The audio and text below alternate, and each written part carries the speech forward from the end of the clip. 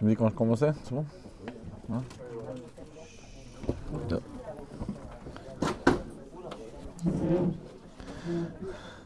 Alors, bonne soirée à tout le monde. Merci d'être venu pour un shiur d'Halakha de Pessah. Alors, Bezrat Hashem, la fête de Pessah, elle a une grande richesse. Mais la première richesse qu'on attend de cette fête, c'est que, comme Rabbi Yoshua dit, Benissan Nigalou, ou Benissan Atidin Nigael, qu'on va espérer qu'Akadosh Baruch Hu nous délivre une fois pour toutes de l'exil dans ce Nissan-là, et même avant. Alors, pour ne pas perdre du temps, puisque les lois de Pessah, d'après le Shulchan Aruch, dans le Siman 429, on pourrait passer un mois entier tous les jours à apprendre Ilchot Pessah, et on aura à peine terminé. Donc, dans un seul cours, c'est évident que c'est impossible, mais on va essayer au moins de parcourir quelques sujets, et on m'a dit aussi de mettre un accent sur faire un peu d'ordre sur les Chumrot, donc ça fera partie du cours. Et également, pour la fluidité du cours et pour que tout le monde puisse profiter, c'est de me laisser parler une petite heure et quart comme ça, où je puisse dire un maximum de données. Et ensuite, questions ouvertes. Je suis patient. Tant que vous aurez la force d'être là, je vous répondrai aux questions. Comme ça, vous ne sentirez pas qu'on a négligé un sujet que peut-être qui vous tient à cœur. Donc, mais par contre, pendant la première partie du cours, avant les questions, je pense que c'est le mieux de pouvoir dire un maximum de données, parce que dès qu'il y aura une interaction, alors c'est sympathique pour la personne qui reçoit la réponse, mais l'autre partie, elle a envie d'entendre encore d'autres sujets. Donc, notez s'il y a des questions. Et à la fin, Bezrat Hashem, je suis là, je ne me sauve pas. On essaiera de répondre. Alors, Pessah, c'est vrai qu'on fait, dès qu'on y pense, à part les femmes qui stressent beaucoup, mais on pense beaucoup à Pessah avec les Chumrot. Ça veut dire Pessah, on est rigoureux à Pessah. Surtout si vous fréquentez des Chabad, vous avez des Chabad dans la famille, alors il y en a qui se souviennent de la sortie d'Égypte et il y en a qui se souviennent de l'Égypte. Donc chez nous, c'est un peu des fois compliqué, mais en tout cas, l'idée d'être rigoureux à Pessah n'est pas venue de chez nous, ça a toujours été là. C'est même marqué dans le Shulchan Aruch plusieurs fois. Et même très souvent, les auteurs de la Khumra, c'était les femmes. Dans le Siman 442, Tav Membet du Shulchan Aruch, c'est marqué Benot Israël, Gdoshim, Am Israël Gdoshim, les femmes, ils n'arrêtent pas de nettoyer, de frotter, etc. Ça veut dire que ça a toujours été quelque chose qui était dans l'élan du peuple juif et beaucoup chez les femmes de chercher le côté rigoureux. Mais il faut comprendre d'où ça vient. Parce qu'on a Baruch Hashem dans le Shulchan Aruch, avec les 613 mitzvot, on a une panoplie de sujets. Et qu'est-ce qu'il y a de spécial à Pessah pour qu'on soit tellement concentré et prendre les choses tellement au sérieux? Alors, le point, c'est premièrement, le Aleph Bet, on peut dire pourquoi à Pessah on est si rigoureux, c'est parce que Dieu a été très rigoureux avec Pessah.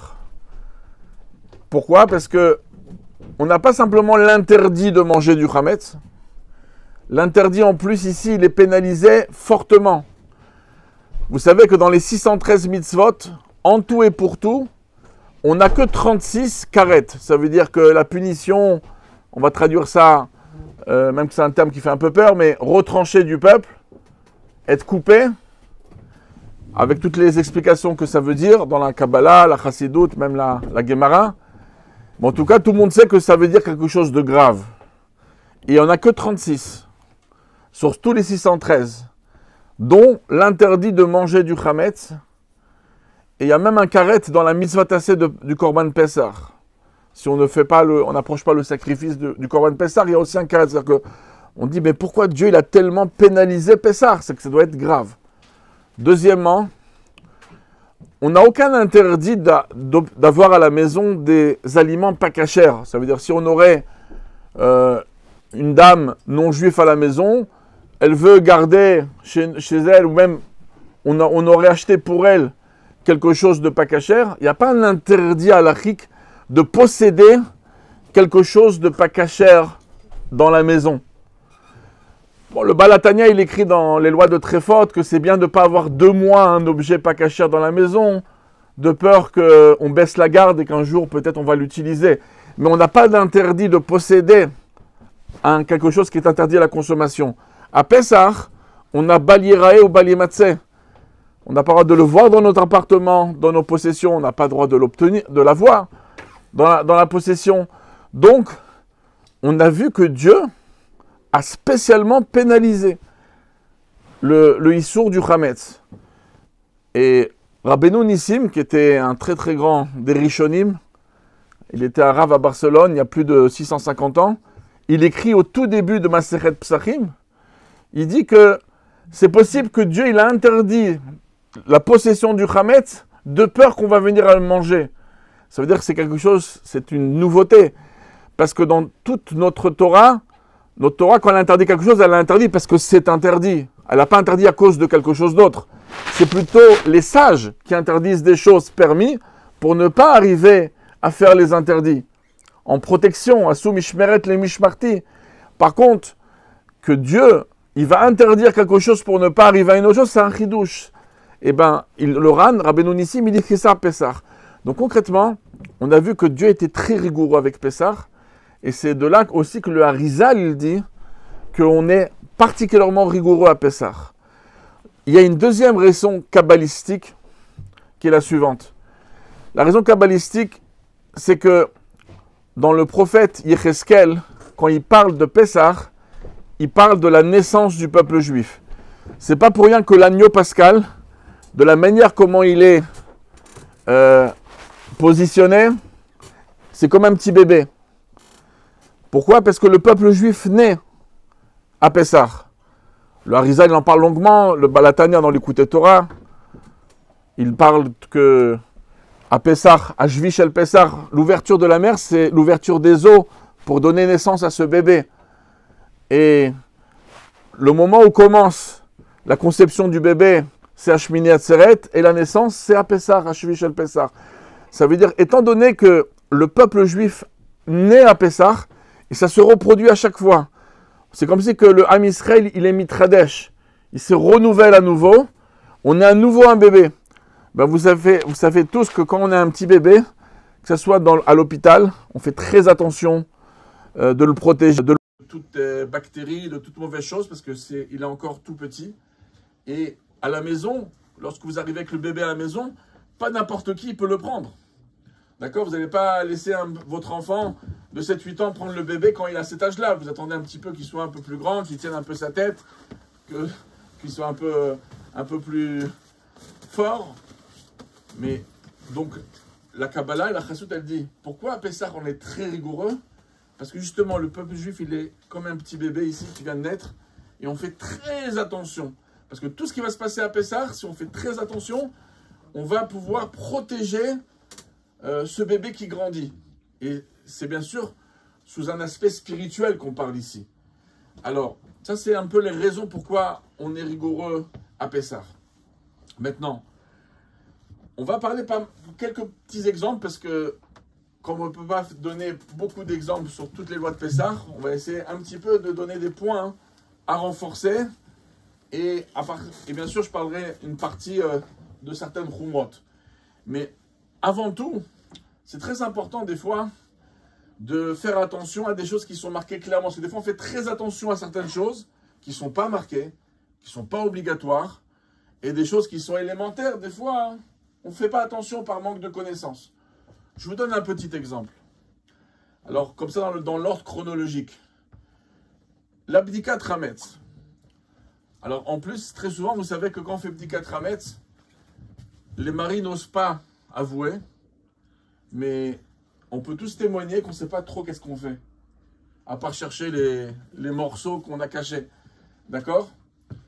Et donc, on se retrouve avec une bougie, on se dit, bon, de toute façon, on a fait un ménage extraordinaire, et on ne sait pas qu'est-ce qu'on fait. Où on tourne, c'est quoi le but, etc.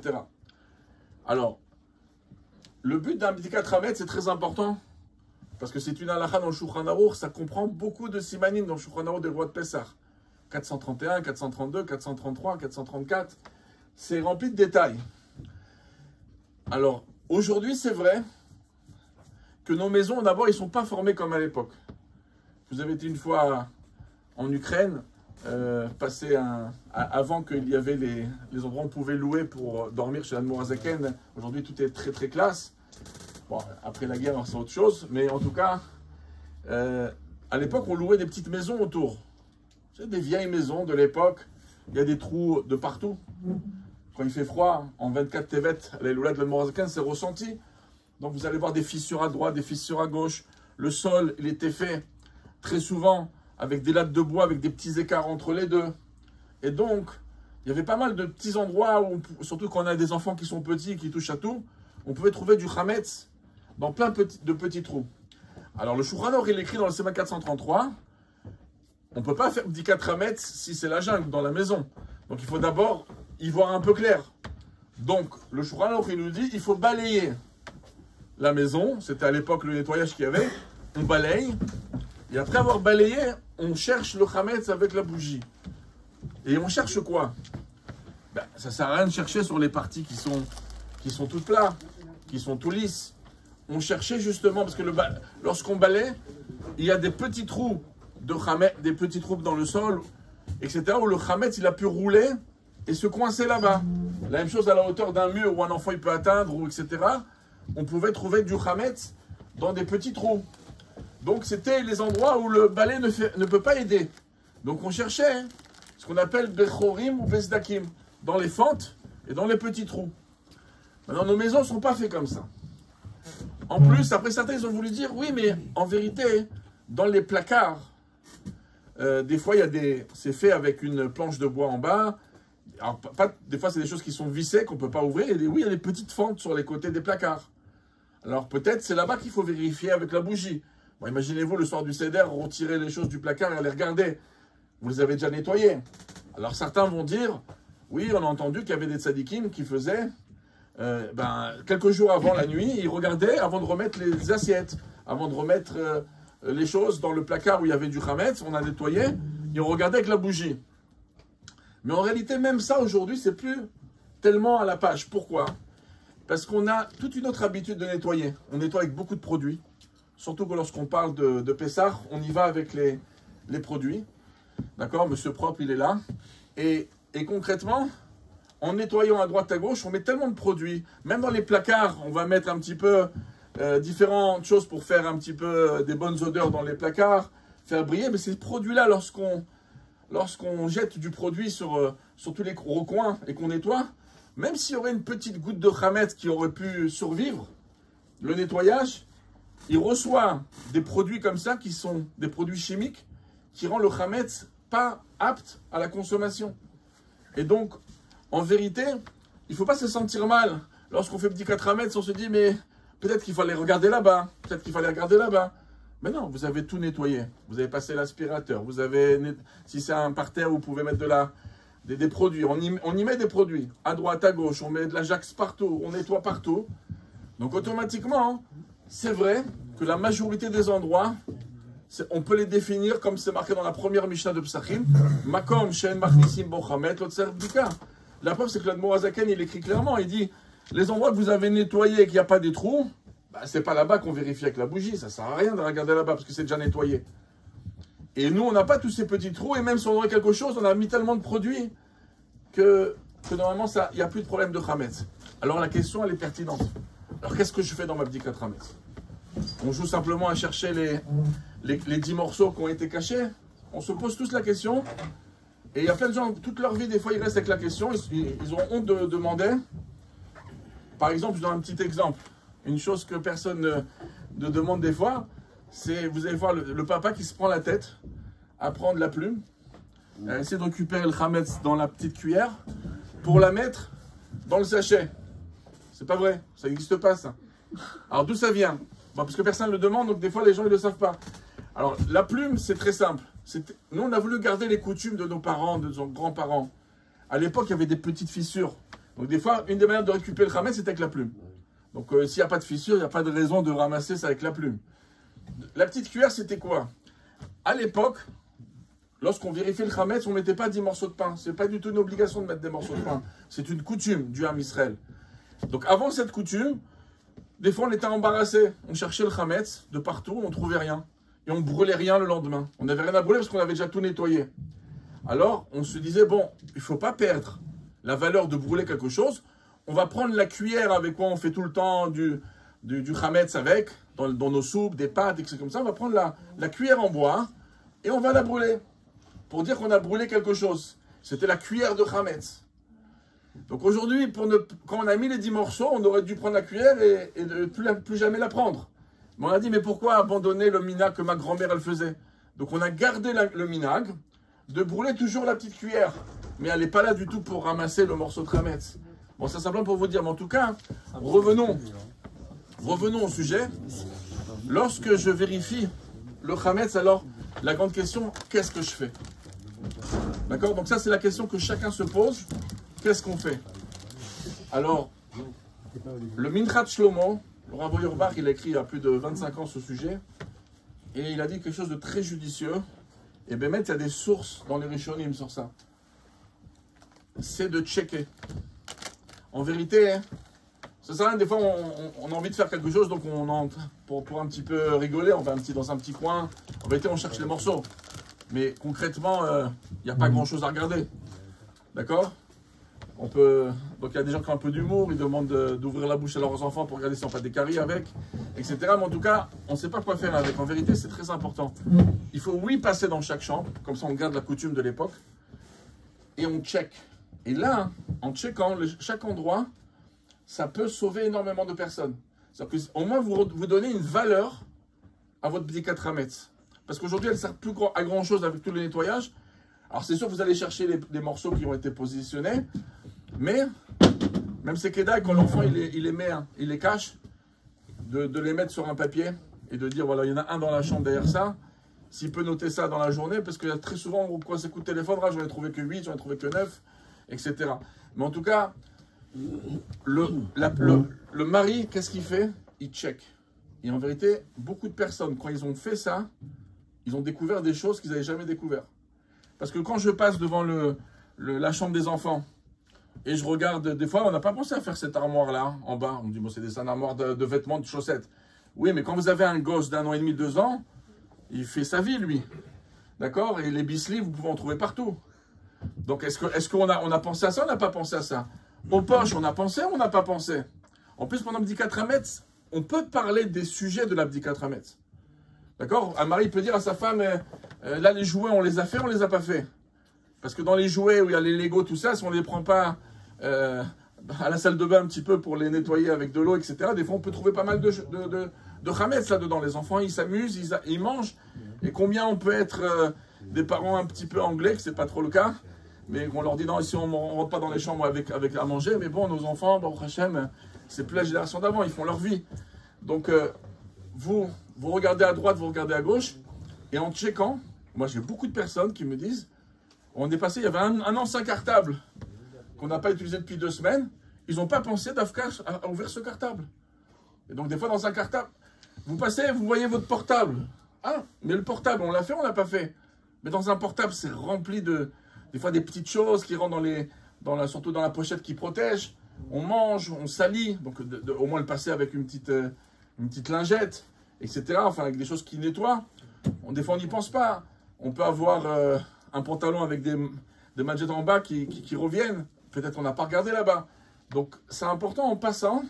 C'est une manière de checker. Comme ça, au moins, vous avez un sens à chaque salle que vous rentrez pour vérifier. Vous vous dites, ça a été fait, ça a été fait, ça c'est OK, ça c'est OK. Et des fois, vous allez trouver que vous n'avez pas pensé à ça. Quelqu'un, il a pu penser à plein de choses et il n'a pas pensé à je sais pas moi, ce fauteuil qui a quand même des endroits qu'on peut atteindre avec les mains, etc. Il y a pas mal de choses qu'on peut penser. Donc ça, c'est la première chose. Deuxième chose, ça c'est quelque chose qui est très négligé.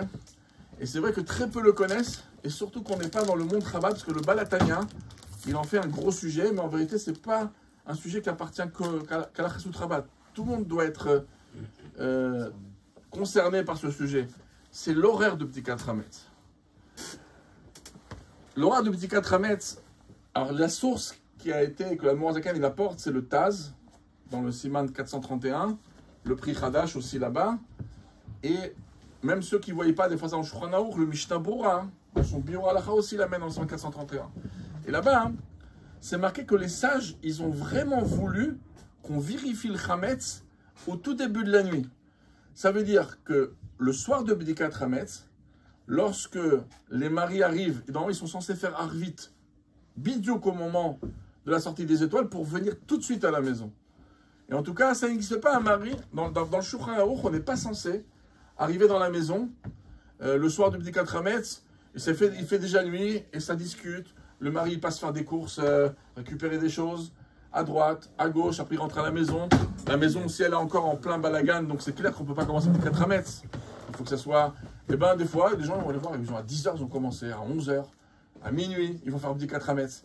Dans le Shulchan Aruch, c'est marqué qu'il faut faire au début de la nuit. Et l'Admor Hazaken, dans le Siman 431, Sif 6, et aussi dans son premier contrat Sacharon numéro 1, là-bas, il va dire un terme comme ça. Il dit que si la personne ne fait pas Bdikat Chametz au début de la nuit, il est quelqu'un qui transgresse les paroles des sages. Comme ça, le terme, il est sec. Donc, il dit « Avarian al she'avar al divrei chachamim ». Alors, ça veut dire quoi? Ça veut dire quoi? Ça veut dire que les maris, avec leurs femmes, doivent organiser la maison d'une certaine manière, que la Bdikat Chametz commence vraiment à temps. Alors c'est vrai que des fois on n'y pense pas, il y a beaucoup de gens qui vont se faire inviter à droite, qui vont peut-être dans des hôtels, ou qui partent, etc. Je ne prends pas là-dedans, je prends quelqu'un qui est chez soi à la maison, il est censé venir à l'heure de Bdikat Chametz et faire les vérifications à l'heure. Sinon c'est déjà transgressé. Le Baal HaTanya explique très longuement pourquoi ça s'appelle transgressé. Qu'est-ce que ça dérange qu'on commencerait peut-être 1 heure après ou 2 heures après? Alors il y a toute une explication longue que je n'ai pas envie de vous prendre dans ce débat, qui différence le Kriyat Shema. Ça ressemble dans le Kriyat Shema de Harvit comme si on voudrait le faire après Chatzot. Quelqu'un qui fait Kriyat Shema après Chatzot, ça s'appelle transgresser les sages. Le Baal HaTanya, il compare ça exactement à ça. Alors ça c'est un point de... Donc des fois on cherche des chumrot et c'est bien de au moins faire ce qui est marqué dans le Shulchan Aruch. Je vais dans l'ordre des choses.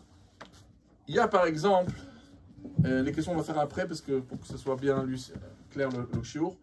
Alors, dans l'ordre des choses, il y a le jeûne des premiers-nés, lendemain du Bdikat Chametz, la veille de Pessah. Alors, les premiers-nés des fois sont concernés, des fois des maris sont concernés, des fois des enfants déjà qui sont bar mitzvah sont concernés, qui sont des premiers-nés. Des fois une maman peut être concernée. Comme ça, c'est marqué dans le Rama, dans le Siman 470, et l'Admor Hazaken également, c'est si le papa est premier-né et que son fils est premier-né. Alors pour être premier-né, il faut 2 catégories. L'Admor Hazaken, il dit c'est ou premier-né parce que il a les lois d'un premier-né pour le Pidyon Aben, le rachat du premier-né, ou bien qu'il est pour l'héritage. Normalement, un premier-né hérite double. Alors je vous donne un exemple. Si un enfant il est né avec une césarienne, il est ni premier-né pour Pidyon Aben, ni premier-né pour l'héritage. Oui. Oui. Voilà. Donc, si quelqu'un, oui, c'est marqué dans le Shulchan Aruch, Resh Ayin Zayin, Siman 277 de Choshen Mishpat, ça c'est pour les lois d'héritage. Alors, concrètement, et pour Pidyon Aben, c'est Yoredea, Siman 305. Donc, alors, donc c'est pour ça que, pour moi, si un enfant, il est né en césarienne, il n'est pas concerné non plus par le Pidyon Aben. Puisque tu vois, il amène différents avis, mais le Baal HaTanya, il est assez clair. Il faut être ou ça, ou ça. Là, c'est ni l'un ni l'autre.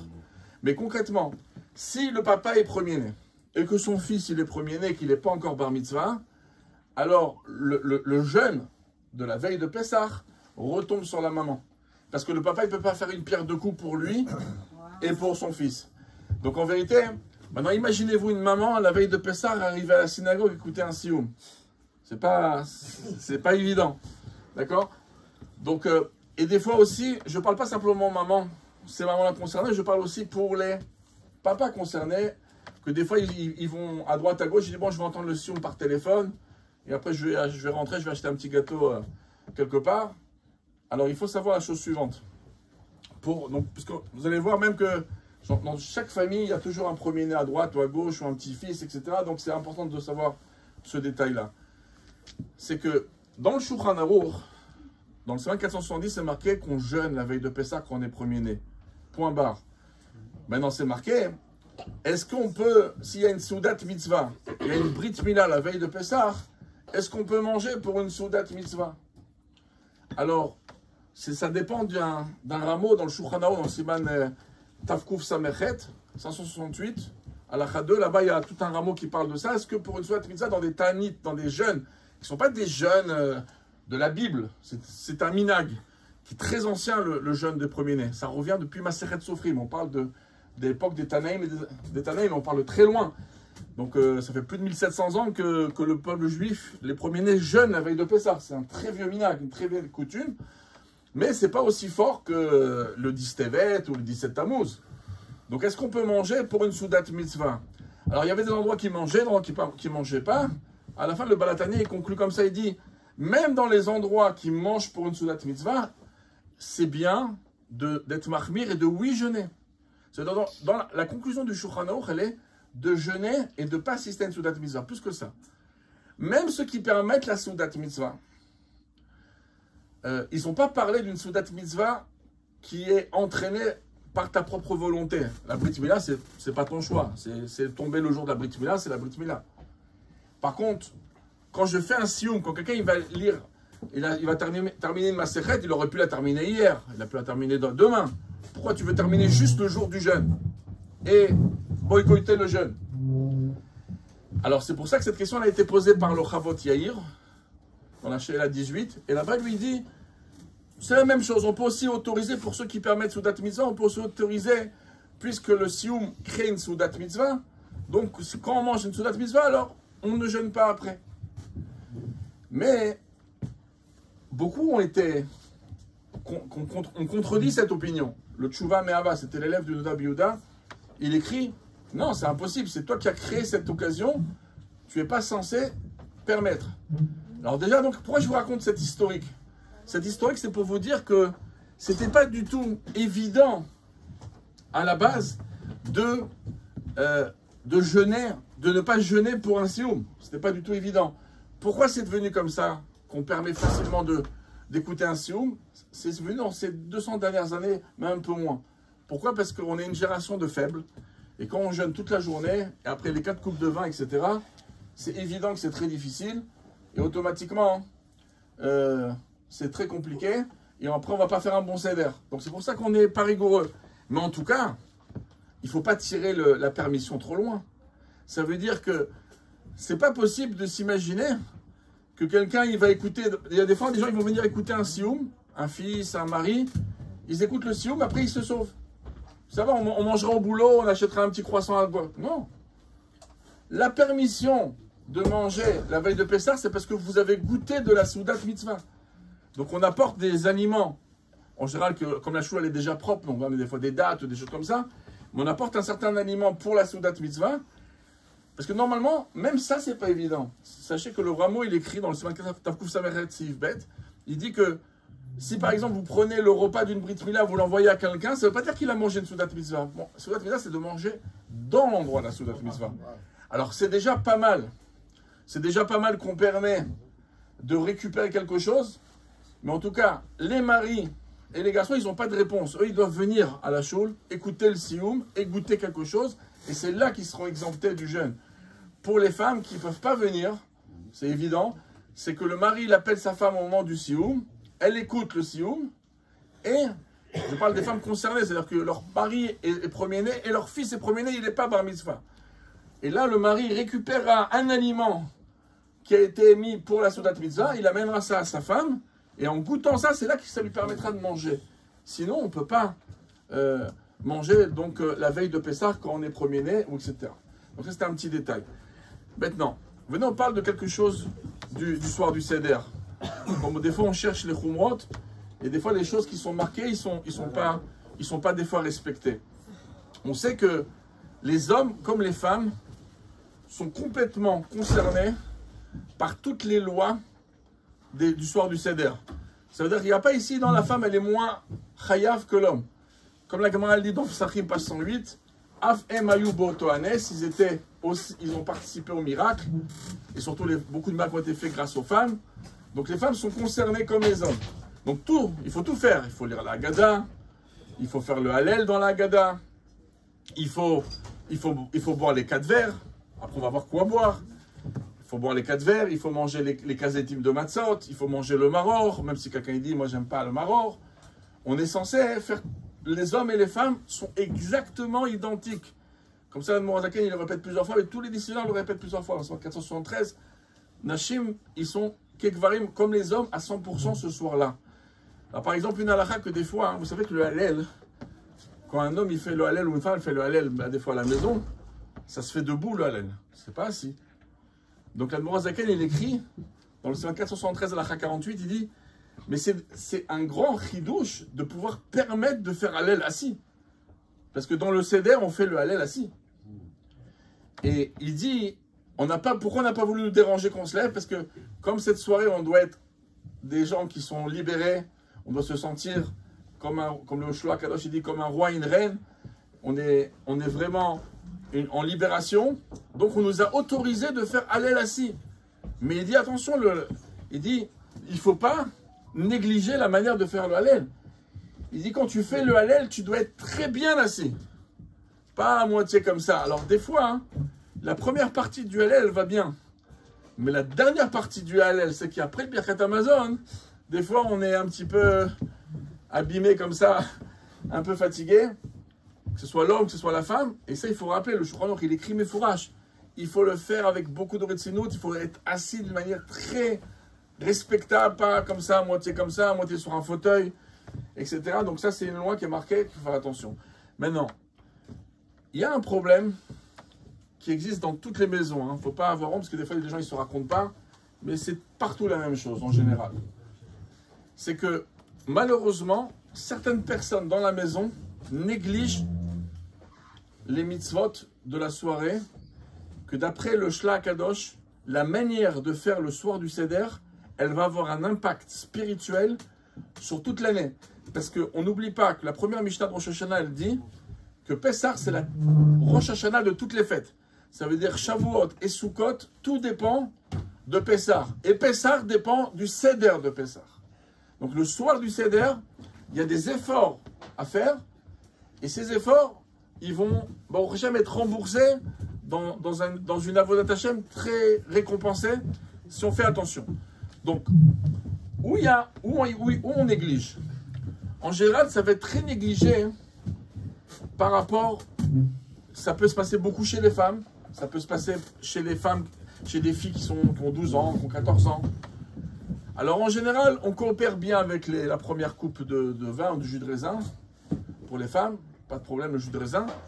On coopère, ça va. Mais à un certain moment, quand on passe au deuxième, des fois au troisième verre, au quatrième verre, là on voit à peine un petit coup, etc. Bon, nous on est déjà fatigués, on est concentré sur nos exploits de boire vite, de manger les matzot dans les minutes qu'il faut. Donc on n'est pas très concentré à faire attention. Mais on doit éduquer nos enfants, et quand nos enfants ils sont bat mitzvah et bar mitzvah. Et là, malheureusement, des halachot qui sont chayav le soir du Seder. Et l'Admor Zaken, il va utiliser, c'est pas que l'Admorakan, quand je dis l'Admorakan, c'est pour dire une certaine source, mais c'est marqué dans le Beth Yosef également. L'Admorakan, dans le 472, halakha 21 et 473, halakha 31, il va parler des coupes de vin et il va parler aussi du maror. Il parle même pas de la matzah. Pourquoi? Parce que la matzah, c'est beaucoup plus grave. La matzah, c'est minatora. Mais il dit même les choses qui sont rabbiniques, comme les 4 coupes de vin et le maror, il dit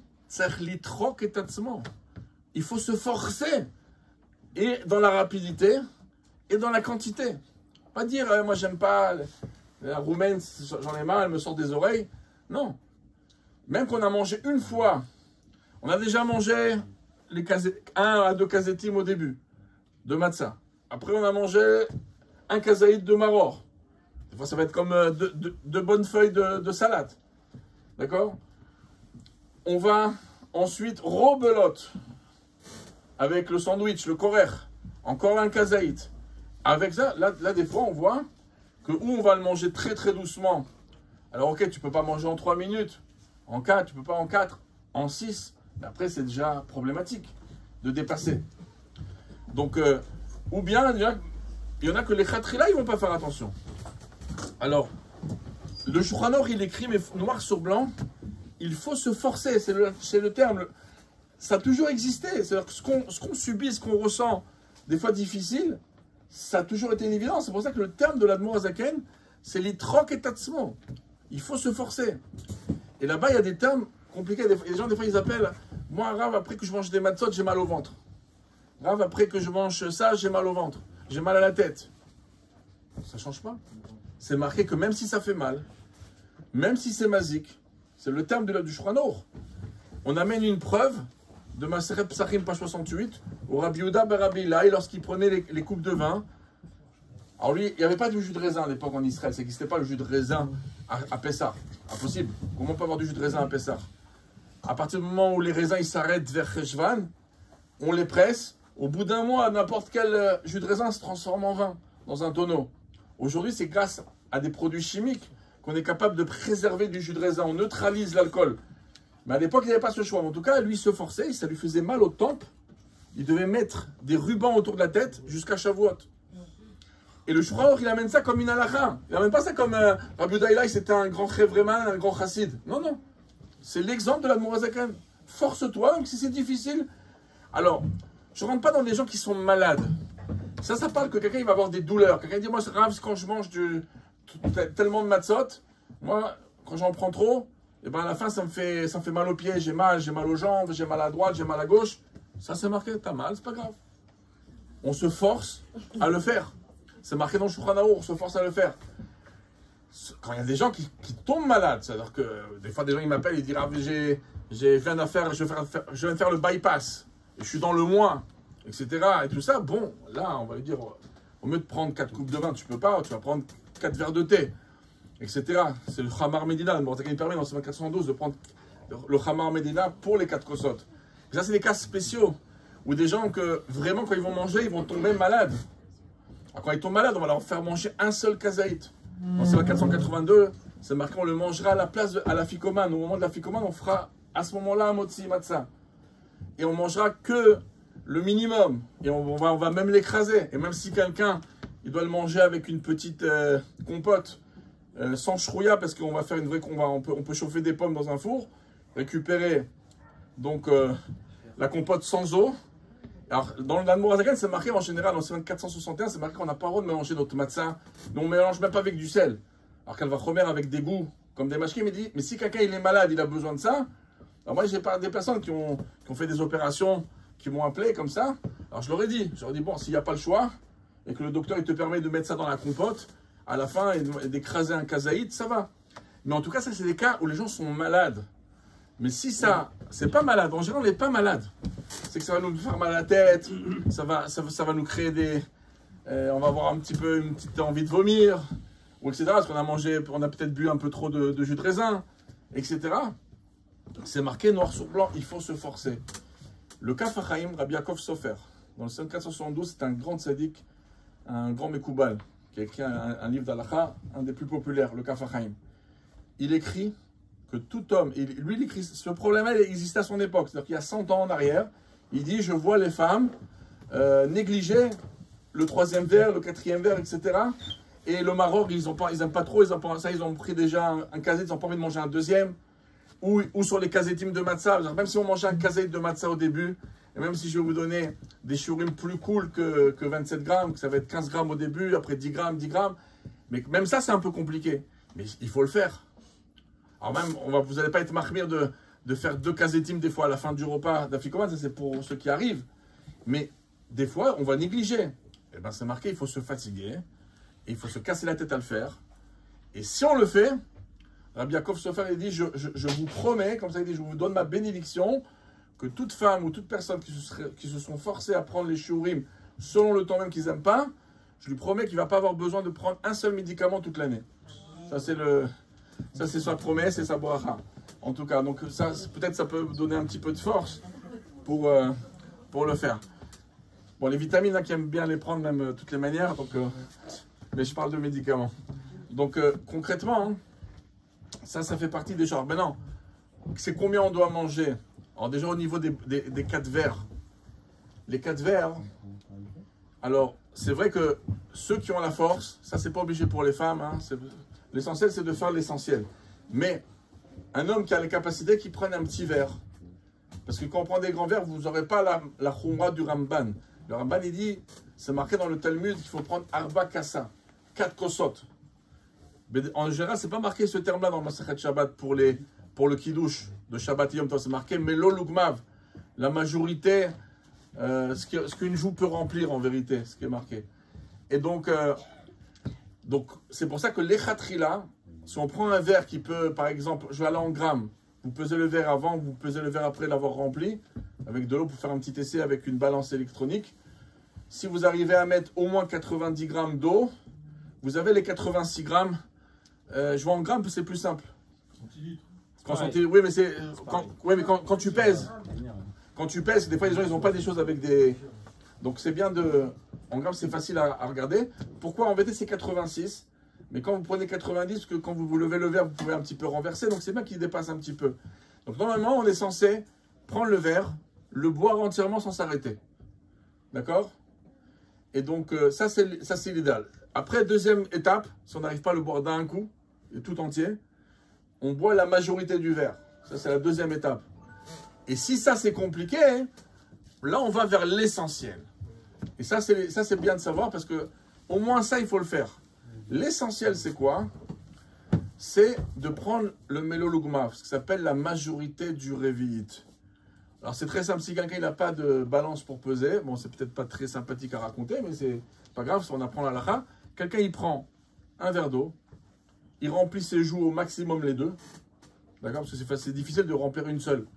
Donc vous remplissez les deux joues, l'eau elle rentre plus, vous ressortez l'eau dans un verre et vous coupez ça en deux parties. Quand vous avez coupé ça en deux, c'est exactement combien vous êtes obligé de boire sur chaque verre.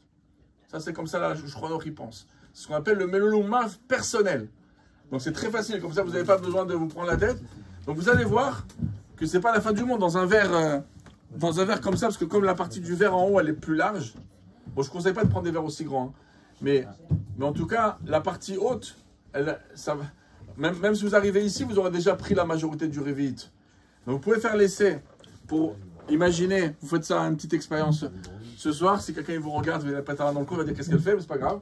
Mais en tout cas, voilà un petit bain de bouche comme ça, vous sortez, vous coupez ça en deux, c'est cette partie exactement qu'il faut prendre. Donc en vérité, il faudra prendre ça pour les femmes ou les filles, ou même des enfants qui sont arrivés en âge d'éducation. C'est bien, parce qu'un enfant qui a 6 ans, il est en âge d'éducation. Lui, quand il remplit ses deux joues, et après il coupe ça en deux, c'est plus petit que vous. C'est selon la grandeur du corps, et c'est personnel le Melolugmav. Donc automatiquement, vous savez exactement combien il doit boire. Donc, mais des fois, malheureusement, même cette quantité, au bout du 3e ou 4e verre, les gens ils goûtent à peine et ils lâchent. Ou bien ils vont attendre quelques minutes et reprendre. C'est dommage de ne pas accomplir. On a des mitzvot du soir, on se force un petit peu, on a une belle bracha du Kaf HaChaim, de ne pas avoir besoin de médicaments toute l'année. Et donc, voilà, c'est qu'on appelle ça on prend des fois des choses pour ne pas avoir la grippe. D'accord? Alors là, c'est les refouas. Un vaccin anti-grippe, voilà, c'est un vaccin anti-problématique. De manger tout ça et de prendre ça. Maintenant, le maror, achetez vraiment, c'est important d'avoir ça à la maison pour pouvoir peser une balance électronique. Vous regardez c'est quoi? 20 grammes. Et comme ça, vous êtes tranquille. Après, vous avez les Chabad, ils disent le rabbi, il prenait 2 grandes feuilles et il mettait la grandeur d'un œuf en 2 réforts. Ben, c'est pas une halakha. Le rabbi faisait comme ça. Quelqu'un veut faire comme le rabbi, Bessimcha. Mais c'est pas ça qu'on enseigne à quelqu'un. Ça veut dire que ça, c'est quelqu'un qui veut le faire. Tant mieux. Quand il veut faire comme son rabbi, c'est tant mieux. Mais au niveau de la halakha, le plus important, c'est quelqu'un qui n'aime pas le réfort. Alors, au maximum, on en met un tout petit peu. L'essentiel, c'est qu'il a en tout avec le réfort et la roumaine, d'accord, qu'il a ses 20 grammes. Donc, il les pèse, d'accord, et c'est OK. Maintenant, mais ça, il faudra faire l'effort de le prendre. Et au début, pour le premier kazaï de Maror, et la deuxième fois, lorsqu'on fait le korer. D'accord? Maintenant, au niveau de la matzah. Alors, la matzah, regardez, c'est pas compliqué. Vous pouvez peser, mais Bon, à l'époque, moi je le disais à 23 ans, 24 ans en arrière, on me regardait un peu bizarrement. Aujourd'hui, que beaucoup de Rabbanei Chabad se sont associés en Israël et partout, sur ça, ça passe plus facilement. Parce que toujours on disait, c'était marqué dans la traduction de la Haggadah de Pessah, par exemple du Bel Ouest, c'était marqué 27 grammes ou 30 grammes, c'était arrondi comme ça. Mais en réalité, c'est pas vrai, c'est 27 cm3.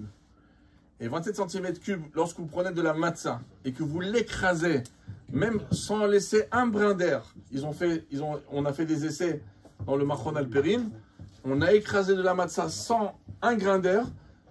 Vous savez combien rentre dans les 27 cm3? C'est comme une petite boîte d'allumettes. Ça rentre maximum 13 grammes et demi de matzah. Maintenant, le problème, c'est qu'on a des fois des petits trous dans les dents à droite et à gauche. Donc, il faut un petit peu élargir. Parce que si vous comptez, vous prenez 13 grammes et demi exactement, c'est possible que vous n'aurez pas mangé. Parce que ça veut dire quoi manger de la matzah? C'est avaler de la matzah.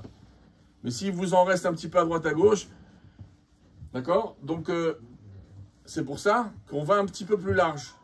Donc, il faut aller vers, par exemple, les 15 à même à 17 grammes. Mais ça, c'est quoi? C'est les grammes de matzah qui est de la Torah.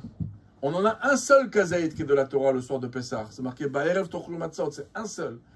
Ensuite, tous les autres kazaitim, ils sont rabbiniques.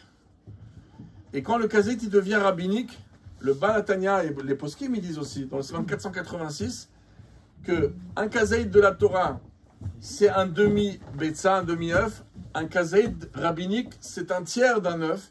Et ça devient plus petit, donc ça devient du 9 grammes. Donc quand j'arrondis, donc si vous prenez 10 grammes de matzah pour le deuxième, parce que des fois au début, et là un peu votre attention, c'est que des fois il y a marqué au début, il faut manger 2 kazetim. Donc des fois des gens ce qu'ils font, bêtement, ils prennent 2 kazetim. Le mari lui il prend de sa matzah du plateau. Et les femmes, ils ont préparé 2 petits sachets de kazetim, ou des fois les garçons, certains petits garçons comme ça, ceux qui n'ont pas de plateau, ils prennent des fois des kazetim du paquet. Ils en mettent 2 dans un sachet. Alors c'est faux ça, pourquoi? Parce que la raison pourquoi on doit prendre 2 kazetim, on doit prendre un seul. Pourquoi on en prend 2? Parce qu'il y a une marloquette. Est-ce que le kazet, c'est marloquette entre Rashbam, Rashi, contre le Ravi, Rabbi Eliezer, Rabbi Yoel Halevi? Ils étaient en discussion. La Banque il amène ça au début du Siman 475. En vérité, lorsque on fait motzi, il y a le lechem mishte comme n'importe quel yom tov. Il y a 2 matzot entières. Maintenant, au moment où vous faites le motzi, vous avez 2 matzot et une petite qui est restée. Parce que la plus grosse partie, vous l'avez cachée pour la ficomane. Et l'autre partie qui est plus petite, elle est restée. D'accord? Pour le motzi matzah. Donc, vous attrapez au début donc les 3 matzot, ça veut dire 2,5. Et dans ces 2 matzot, vous avez en vérité le lechem mishte et vous avez la matzah en morceaux. Maintenant, il y a une opinion qui pense, c'est celle du Ravia, Rabbi Eliezer ben Rabbi Yoel Halevi, il a vécu il y a 800 ans environ. Lui, il dit, il faut prendre un kazaït de la matzah d'en haut. Pourquoi? Parce que, comme Shabbat, quand on distribue quand on prend du lechem mishne, on prend des 2 matzot entières. Ah, mais c'est marqué qu'il faut un pain de pauvreté, l'echemoni. L'echemoni, il y a 2 explications. La première explication, c'est que l'echen sheonim, c'est un pain qu'on a raconté l'histoire de la Haggadah. C'est pour ça que les matzot, ils sont sur la table. Et des fois, on les découvre quand on fait la Haggadah. Pourquoi on découvre? Parce qu'on veut raconter l'histoire. Beshacha matzot, munachim lefanecha. On raconte l'histoire à la matzah. C'est une grande chakira dans les poskim. Le Rav Brisker, il dit, est-ce que c'est une loi dans la matzah ou c'est une loi dans la Haggadah? Moi, j'apprends de l'Admor HaZaken que c'est une loi dans la Haggadah. Parce que si ça serait une loi dans la matzah, vous savez ce que ça voudrait dire? Ça voudrait dire que si vos boîtes, ils étaient sur le côté, pas sur la table, ça ne serait pas possible de vous rendre quitte avec des boîtes. Il faudrait mettre la boîte ou les matzot, même qui ne sont pas dans le plateau, les mettre aussi sur la table. Parce que aussi, il faut leur raconter l'histoire. Et c'est ce que Rav Brisker, il dit. Mais l'Admor HaZaken, dans ces mots, on voit clairement qu'il dit que c'est une loi dans la Haggadah. Ça veut dire la Haggadah, elle doit se dire devant des matzot. Mais ça ne veut pas dire que je me rends quitte des matzot uniquement si eux, ils ont eu l'histoire. Mais en tout cas, le Rabia, il pense que le kazaït qu'on doit manger le soir du Seder, c'est le kazaït de la matzah d'en haut, celle qui est entière. Par contre, il y a une autre opinion qui dit, c'est l'opinion du Rashbam, et c'est l'opinion de Rashi, et l'opinion essentielle de la halakha, c'est que la matzah essentielle, c'est celle qui est en morceaux. Pourquoi? Parce que c'est un pain de pauvreté. Et un pauvre, il n'a pas le luxe d'avoir un pain entier. Il n'a qu'une partie de pain. Donc, comme on craint les deux opinions, donc on se doit de manger deux kazetim. Un kazaït d'en haut, un kazaït de la matzah du milieu qui est en morceaux. Mais ça, c'est quoi? C'est à condition... Imaginez-vous quelqu'un, le mari, il prend un kazaït d'en haut, un kazaït d'en bas, du milieu, celle qui est cassée, et il dit à sa femme, bon, je te donne un petit morceau de l'Echa Mishneh, mais toi, tu prends deux kazetim de la boîte. Mais pourquoi deux kazetim de la boîte? Pourquoi tu veux manger deux kazetim de la boîte? Parce que tu veux, pourquoi? Tu veux prendre l'opinion du l'Echa Mishneh, mais c'est pas l'Echa Mishneh, ça, celle de la boîte. Même si tu l'as pris une entière, c'est pas sur ça que tu as fait l'Echa Mishneh. Donc, il n'y a aucun devoir de prendre un kazaït en plus. Alors, c'est où que le mari, il en a assez pour distribuer en général de la matzah du milieu, qui est l'essentiel, c'est celle-là qui doit faire 15 à 17 grammes. En général, il n'y a pas vraiment.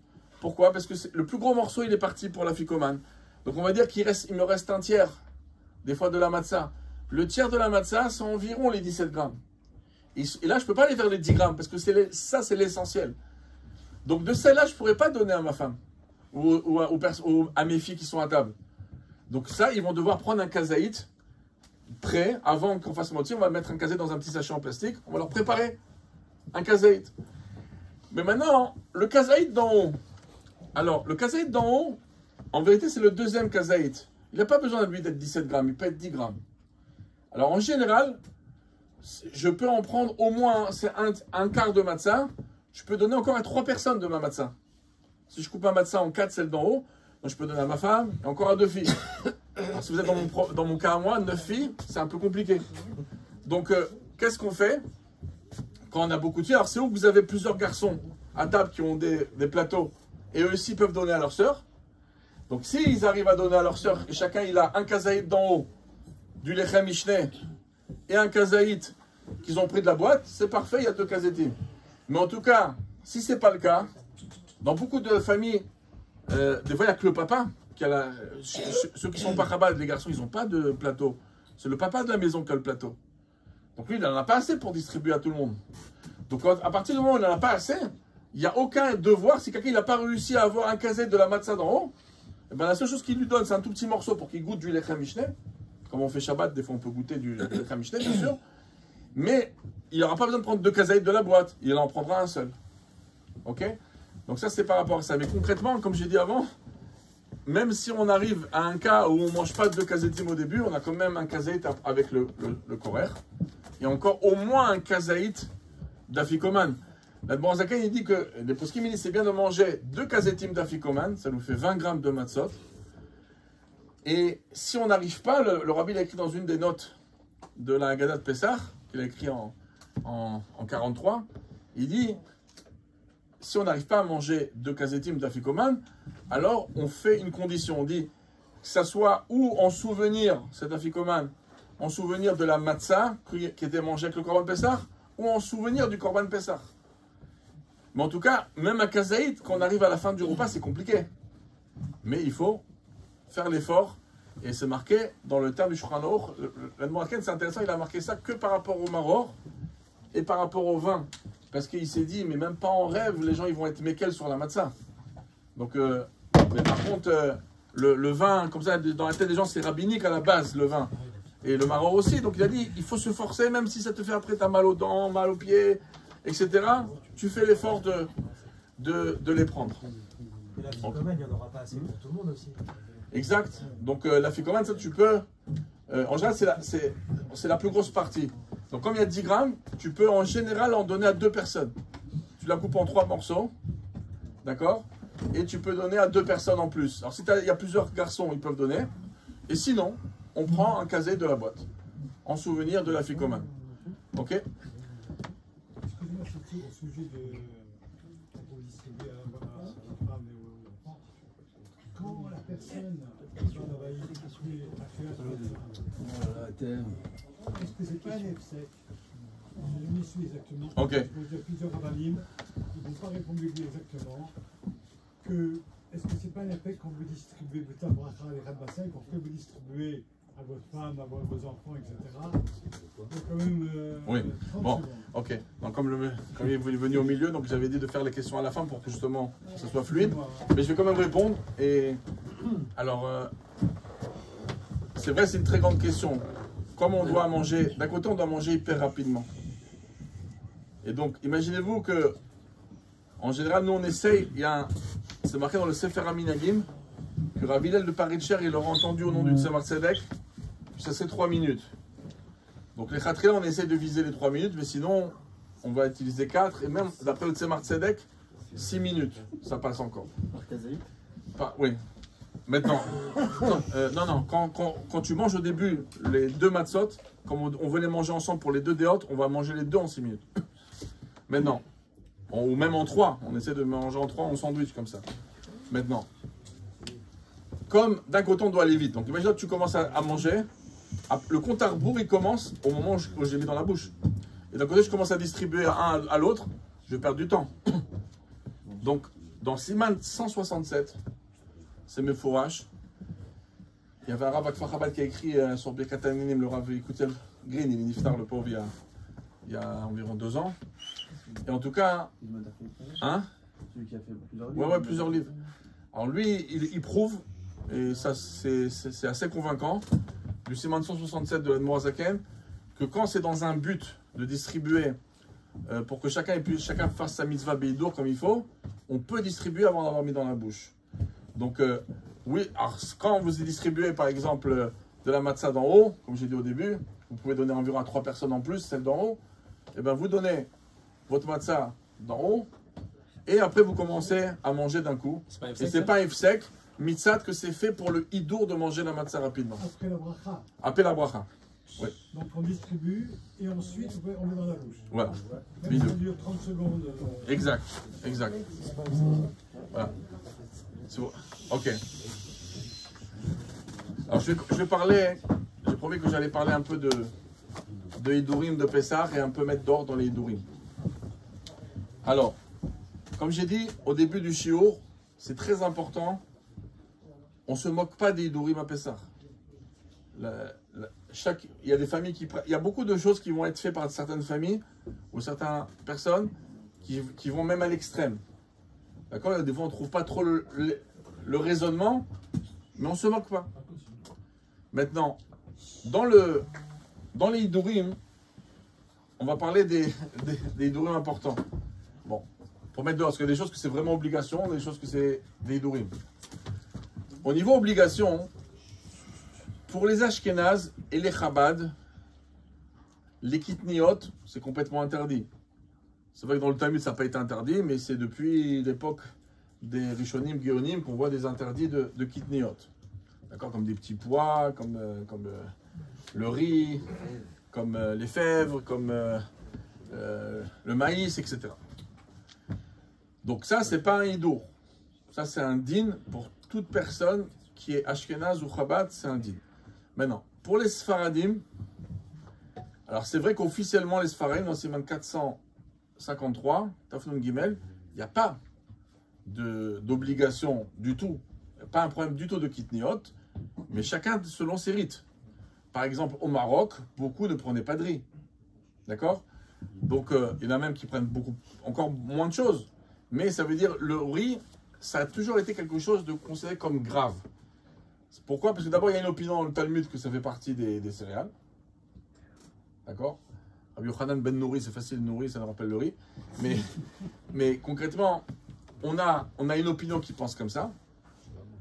En plus, le prix Hadash, Rabbi Cheskel d'Isloua, d'Italie, qui est un grand décisionnaire sfarad, il est enterré à Razatim, juste à côté de Orachaim Akadosh. Le prix Hadash et le Chida, Rabbi David Azoulay, un grand Mekoubal sfarad, eux ils disent que le riz, ça c'est plus grave. Donc il y a beaucoup de sfaradim qui ont, surtout du Maroc et encore d'autres endroits, qui ne vont pas prendre de riz à cause de ça. Le reste des kitniot, en général, ils vont oui prendre quand ils sont frais, etc. Ça c'est une chose. Maintenant, est-ce qu'on a le droit d'avoir des kitniot à la maison, même pour un Ashkenaz ou un Chabad? Aucun problème. L'Admor Zaken, il permet même de mettre des kitniot sur sa table. Il dit, à l'époque, on utilisait des fois de l'huile de kitniot pour allumer pour avoir de la lumière. On allumait avec de l'huile de kitniot. Et l'Admorakan, il dit, et même si ton huile elle est à côté de ton plat, hein, il dit, c'est pas grave. C'est quoi le pire scénario? Que ça va tomber dans ton plat? Il dit, ça tombe dans le plat, c'est Batel Berov. Ça s'annule dans la majorité. Mais de là, déjà, de cette halakha, l'Admorakan écrit ça dans Siman 453, halakha 5. De là, on peut apprendre que si on voudrait cuisiner pour quelqu'un à la maison, on a une tante, on a une grand-mère, on a une maman qui aime les kitniot, on veut lui faire, on ne peut pas prendre notre ustensile. Parce que si l'Admorakan, il voit ça comme un issour qui est Batel Berov, il y a un klal que tout le monde connaît dans Hirodea, c'est ma 99 à la chassis, en mevatlim issour lechatrila. On n'a pas le droit d'annuler quelque chose lechatrila. Donc les kitniot, si on veut l'avoir à la maison, on prépare, on a une casserole spéciale de kitniot. Des fois, on a des enfants qui sont petits, qui ne sont même pas en âge d'éducation, et qui sont très attachés à leur kitniot. Ça peut être un biberon fait à base de maïs, d'accord, de cornflour, etc. On n'a pas besoin de les rendre fous avec cette histoire. C'est-à-dire que c'est des enfants qui sont petits, ils ne sont même pas en âge d'éducation. Si l'enfant il est attaché à ses kitniot, à ce biberon, c'est OK. Après, quand c'est des bêtises, c'est stam un truc de chips comme ça avec de l'huile de kitniot, bon, même si c'est un enfant qui est petit, en général, si dans la maison on ne mange pas de kitniot, on va lui donner d'autres choses à grignoter. Mais un biberon, on ne s'amuse pas. S'il est attaché à son biberon, on lui donne. Donc, ça, c'est par rapport au kitniot dans la maison et bichal. Maintenant, il y a le sujet de shrouya. Shrouya, hein, il faut savoir, malgré que beaucoup pensent que rien du tout on met sur la matzah, officiellement dans les coutumes Chabad, c'est uniquement quelque chose qui aurait de l'eau. D'accord? Si je suis à 100% qu'il n'y a pas d'eau. Par exemple, si je vais mettre maintenant, quelqu'un va prendre du chocolat avec un très très bon Hercher, il va vouloir le mettre sur la matzah. Mais le chocolat, il peut avoir de l'eau dans le chocolat. Donc ça ne sera pas possible. Mais une chose où je suis à 100% qu'il n'y a pas d'eau. Par exemple, quelqu'un va prendre un avocat. D'accord? Il va l'éplucher quand il n'est pas humide à l'extérieur. Et il va vouloir mettre de l'avocat sur sa matzah. Il n'y a aucun problème. Alors si quelqu'un, il sait que, oh, mais c'est pas possible, super, mettre de l'avocat. Bah, le problème, c'est quoi? Il n'y a pas de problème en réalité, parce que le Rabbi Rachab, à l'époque, dans le lait, il n'y avait pas d'eau. Aujourd'hui, un petit pourcent d'eau. Mais en tout cas, il trempait, et dans le vin qui faisait un vrai vin pas sans eau, le Rabbi Rachab, il trempait de la matzah dans le vin ou dans l'eau. Et pourtant, nous, on fait très attention à shrouya. Le lait est dans le vin, où il n'y avait pas d'eau. D'accord? Donc, concrètement, et le Rabbi le dit clairement dans la Gada de Pessah, ça veut dire qu'il n'y a pas de Issour shrouya sur quelque chose où il y a zéro. Tant que vous n'avez pas un 100%, par exemple, vous avez acheté un jus d'orange 100%, c'est pas vous qui l'avez fait le jus d'orange, vous n'êtes pas tranquille. Mais quand on a quelque chose qui est à 100%, c'est pas shrouya d'après la coutume Chabad. Après, est-ce qu'il y a des Chabad qui ont pris sur eux de manger de la matzah tout seul tout le temps? Oui. Ils sont dans leur sac en train de manger tout seul, il n'y a pas de problème. Mais c'est une coutume personnelle qui a été prise. C'est pas une coutume, ça existe, mais c'est pas une obligation. Dans les coutumes Chabad, le problème c'est d'avoir quelque chose avec de l'eau. Et je vous assure que si Rabbi Rachab il trempait sa matzah dans le lait, c'est qu'il n'y avait pas de problème de le faire. D'accord? Maintenant, tous ceux qui ne sont pas Chabad, d'accord? Ceux qui ne sont pas Chabad et qui peuvent être chez vous à la maison, alors nous on est mahmir de ne pas faire shrouya dans nos ustensiles. Alors c'est pour ça que quand on a des invités, et de toutes les manières, on a des enfants qui sont petits.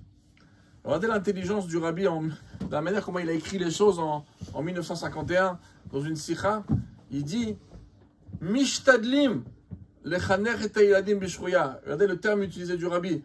On essaye d'éduquer nos enfants à shrouya.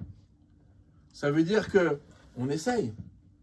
Pourquoi? Parce que le Rabbi sait très bien qu'à la fête de Yom Tov, le Samarta Bechagecha, c'est toute la semaine. La mitzvah de la Torah d'être joyeux à Pessah, c'est toute la semaine. Comme ça, le Mordechai, il tranche dans le Siman 629, Tafkouf Raftet. C'est toute la même Chol HaMoed. Mais si vous êtes tout le temps en tension, oh, il m'a fait shrouya, etc. Ça veut dire que votre enfant, il a 6 ans, vous lui dites, chez nous, chez Chabad, on ne trempe pas la matzah. Mais vous n'êtes pas là avec un stopper en train de le regarder tous les 5 minutes, qu'est-ce qu'il fait? Vous lui faites passer un message en général. Vous le rappelez quelques fois que nous on fait attention à ça. Vous n'êtes pas là, sinon toute la table, c'est plus une table. On est en tension à 100%. Et c'est pour ça que le rabbi il a dit Mishtadlim. On essaye. On fait passer le message, ça passe pas, c'est pas grave. Par contre, étant donné que ça va, on ne peut pas gérer. Surtout quand les enfants ils sont petits, il n'y a même pas besoin. Un enfant qui est petit, on le laisse faire sa vie avec sa matzah. Il n'y a pas besoin d'être marqué sur Shrouya pour un enfant. Parce que le terme du rabbi, c'est on essaye d'éduquer. Un enfant qui n'est pas en âge d'éducation. Il est tout petit, il a 3 ans, 2 ans. Vous le laissez tranquille avec Shrouya du tout. Il n'y a pas besoin de lui prendre la tête.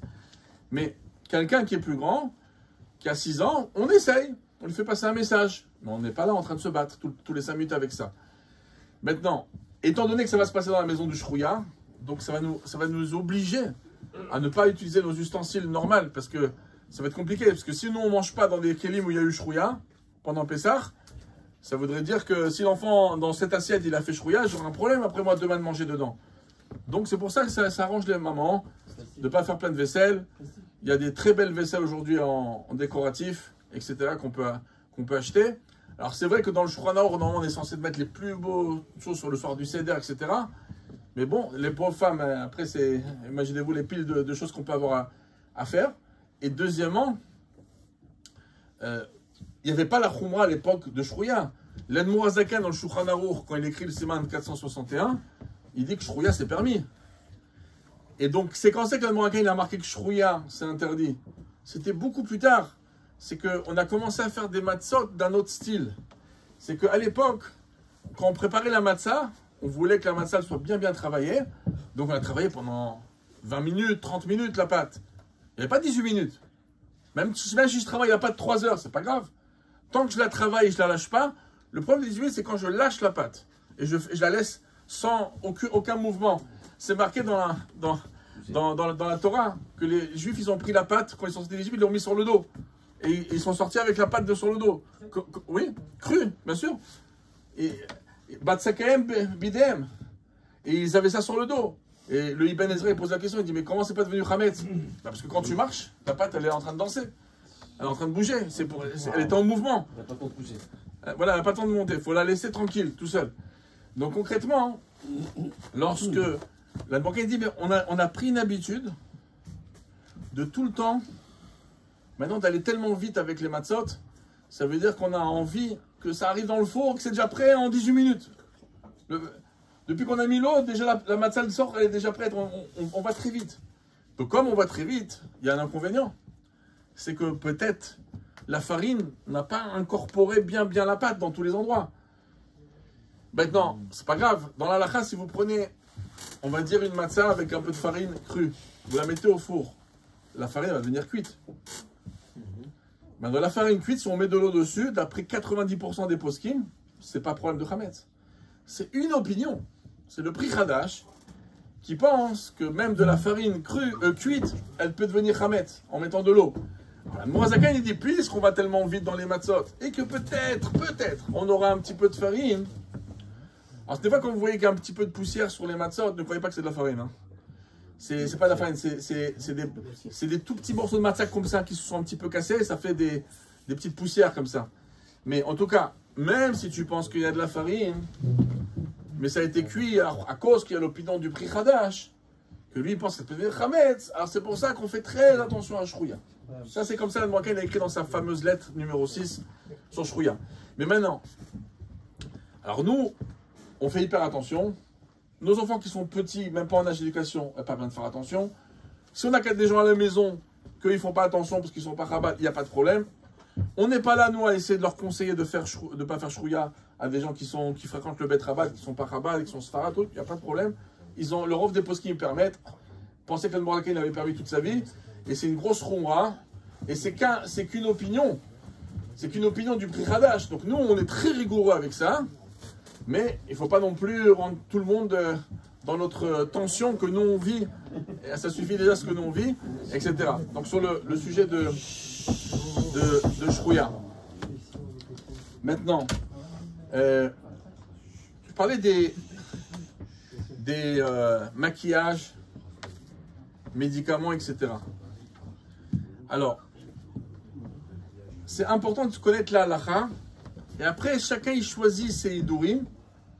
Mais comme je dis, quand on choisit ces Dourim, personne ne peut faire aucun reproche à personne. Quelqu'un ne va pas se sentir mal si moi je ne prends pas ton Hidour à toi. Aujourd'hui, on a tellement des listes avec des choses permises. Dans les listes que j'appelle ça, bon, ça ne dérange pas. Des fois, je vois tellement tous les trucs de Caroline, c'est permis, ça, c'est bon. Mais ça, faut connaître la halakha. La halakha, elle est très très claire.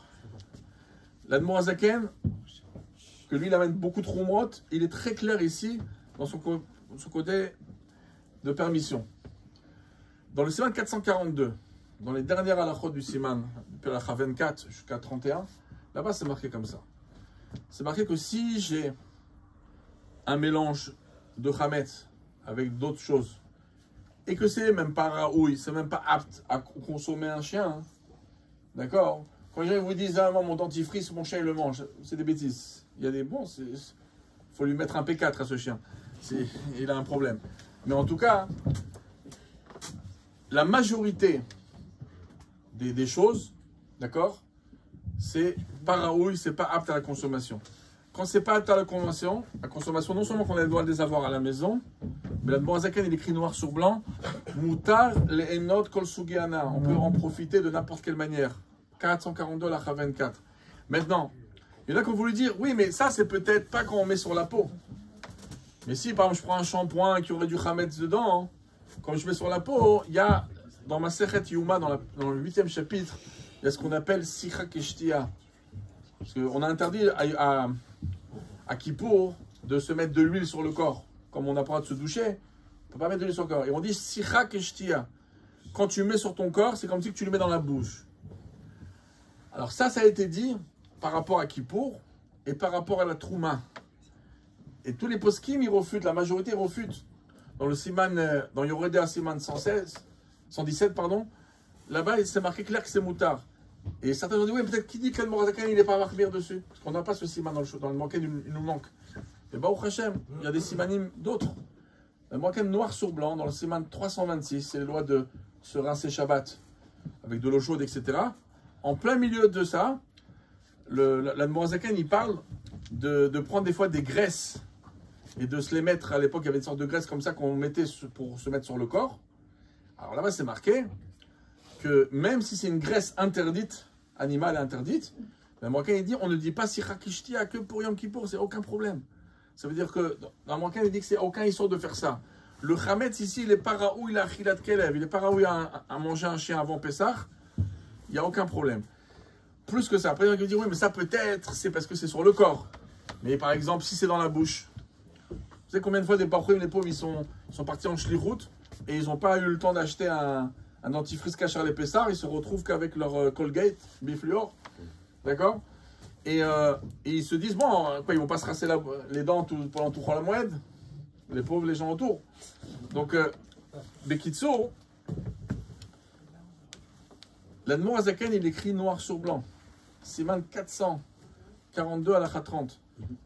Ça commence à 29 et 30. Regardez ces deux halakhot. Là-bas, il dit comme ça. Très simple. À l'époque, dans l'encre, il y avait du chametz.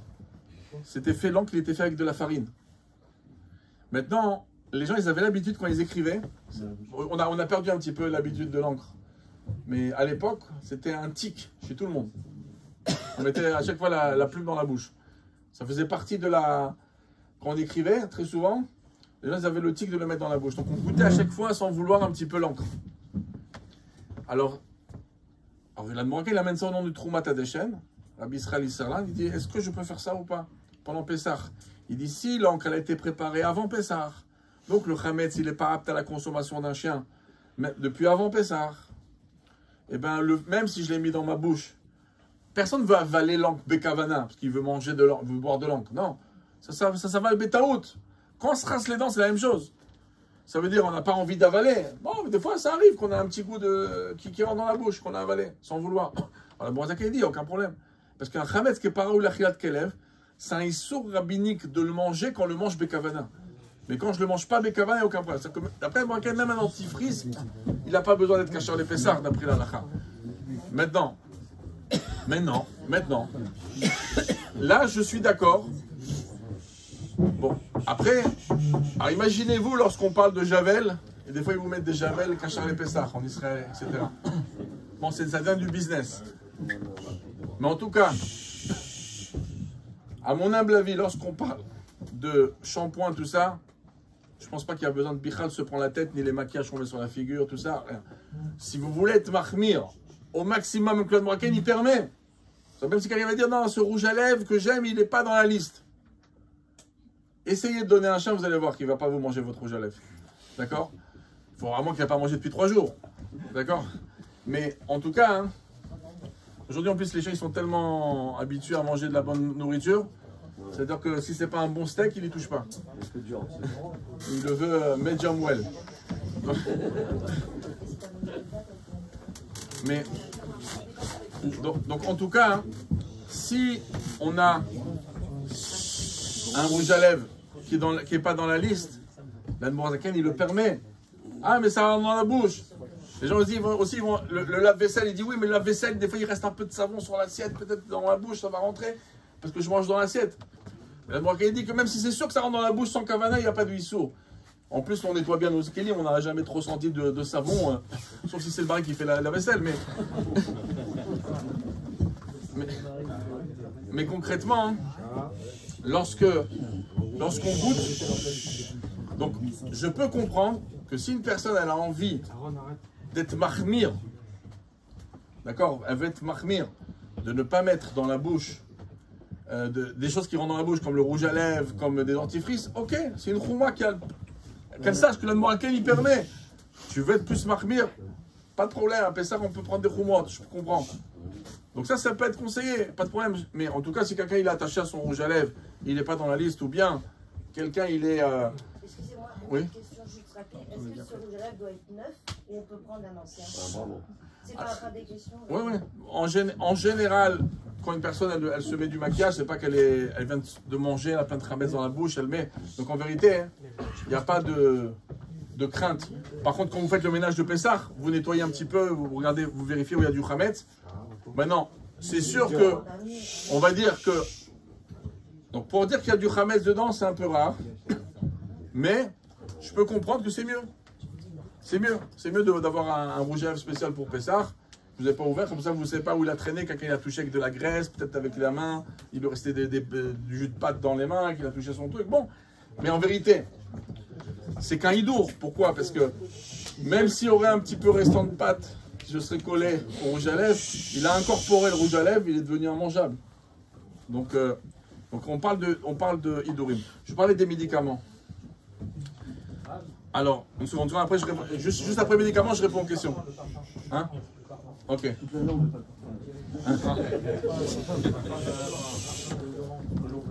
Ok. Pour les femmes. Ok. Le parfum, il y en a qui ont voulu inventer, moi j'appelle ça une invention, que le parfum il est plus grave que les shampoings. Pourquoi? Parce que il y a de l'alcool, bon là-bas dans les shampoings, des fois il y a aussi du chametz, mais il n'est pas raoul la kelev. Le parfum, il n'est pas mangeable. Un chien, vous inquiétez pas. Maintenant, il y en a qui ont voulu dire, oui, mais si je l'amène chez quelqu'un qui fait chez un chimiste, il va être capable de défaire en vérité les mélanges. Ils sont capables aujourd'hui de réussir à faire des séparations de choses, de produits. Ils peuvent le rendre à nouveau apte à la consommation. Bon, ça ne veut rien dire. Si quelqu'un peut transformer quelque chose qui est par où en khilat kelev, ça ne change pas. Ça veut dire, et en plus, c'est tellement loin.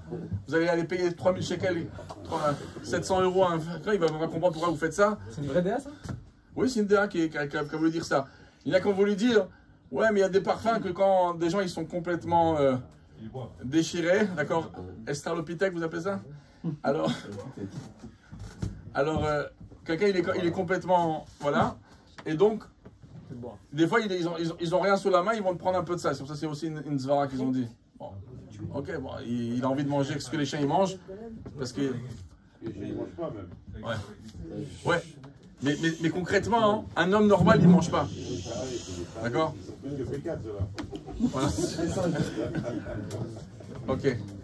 Donc c'est pour ça qu'il n'y a pas de problème à le faire. Maintenant, après quelqu'un veut faire des chumot, il peut faire des chumot.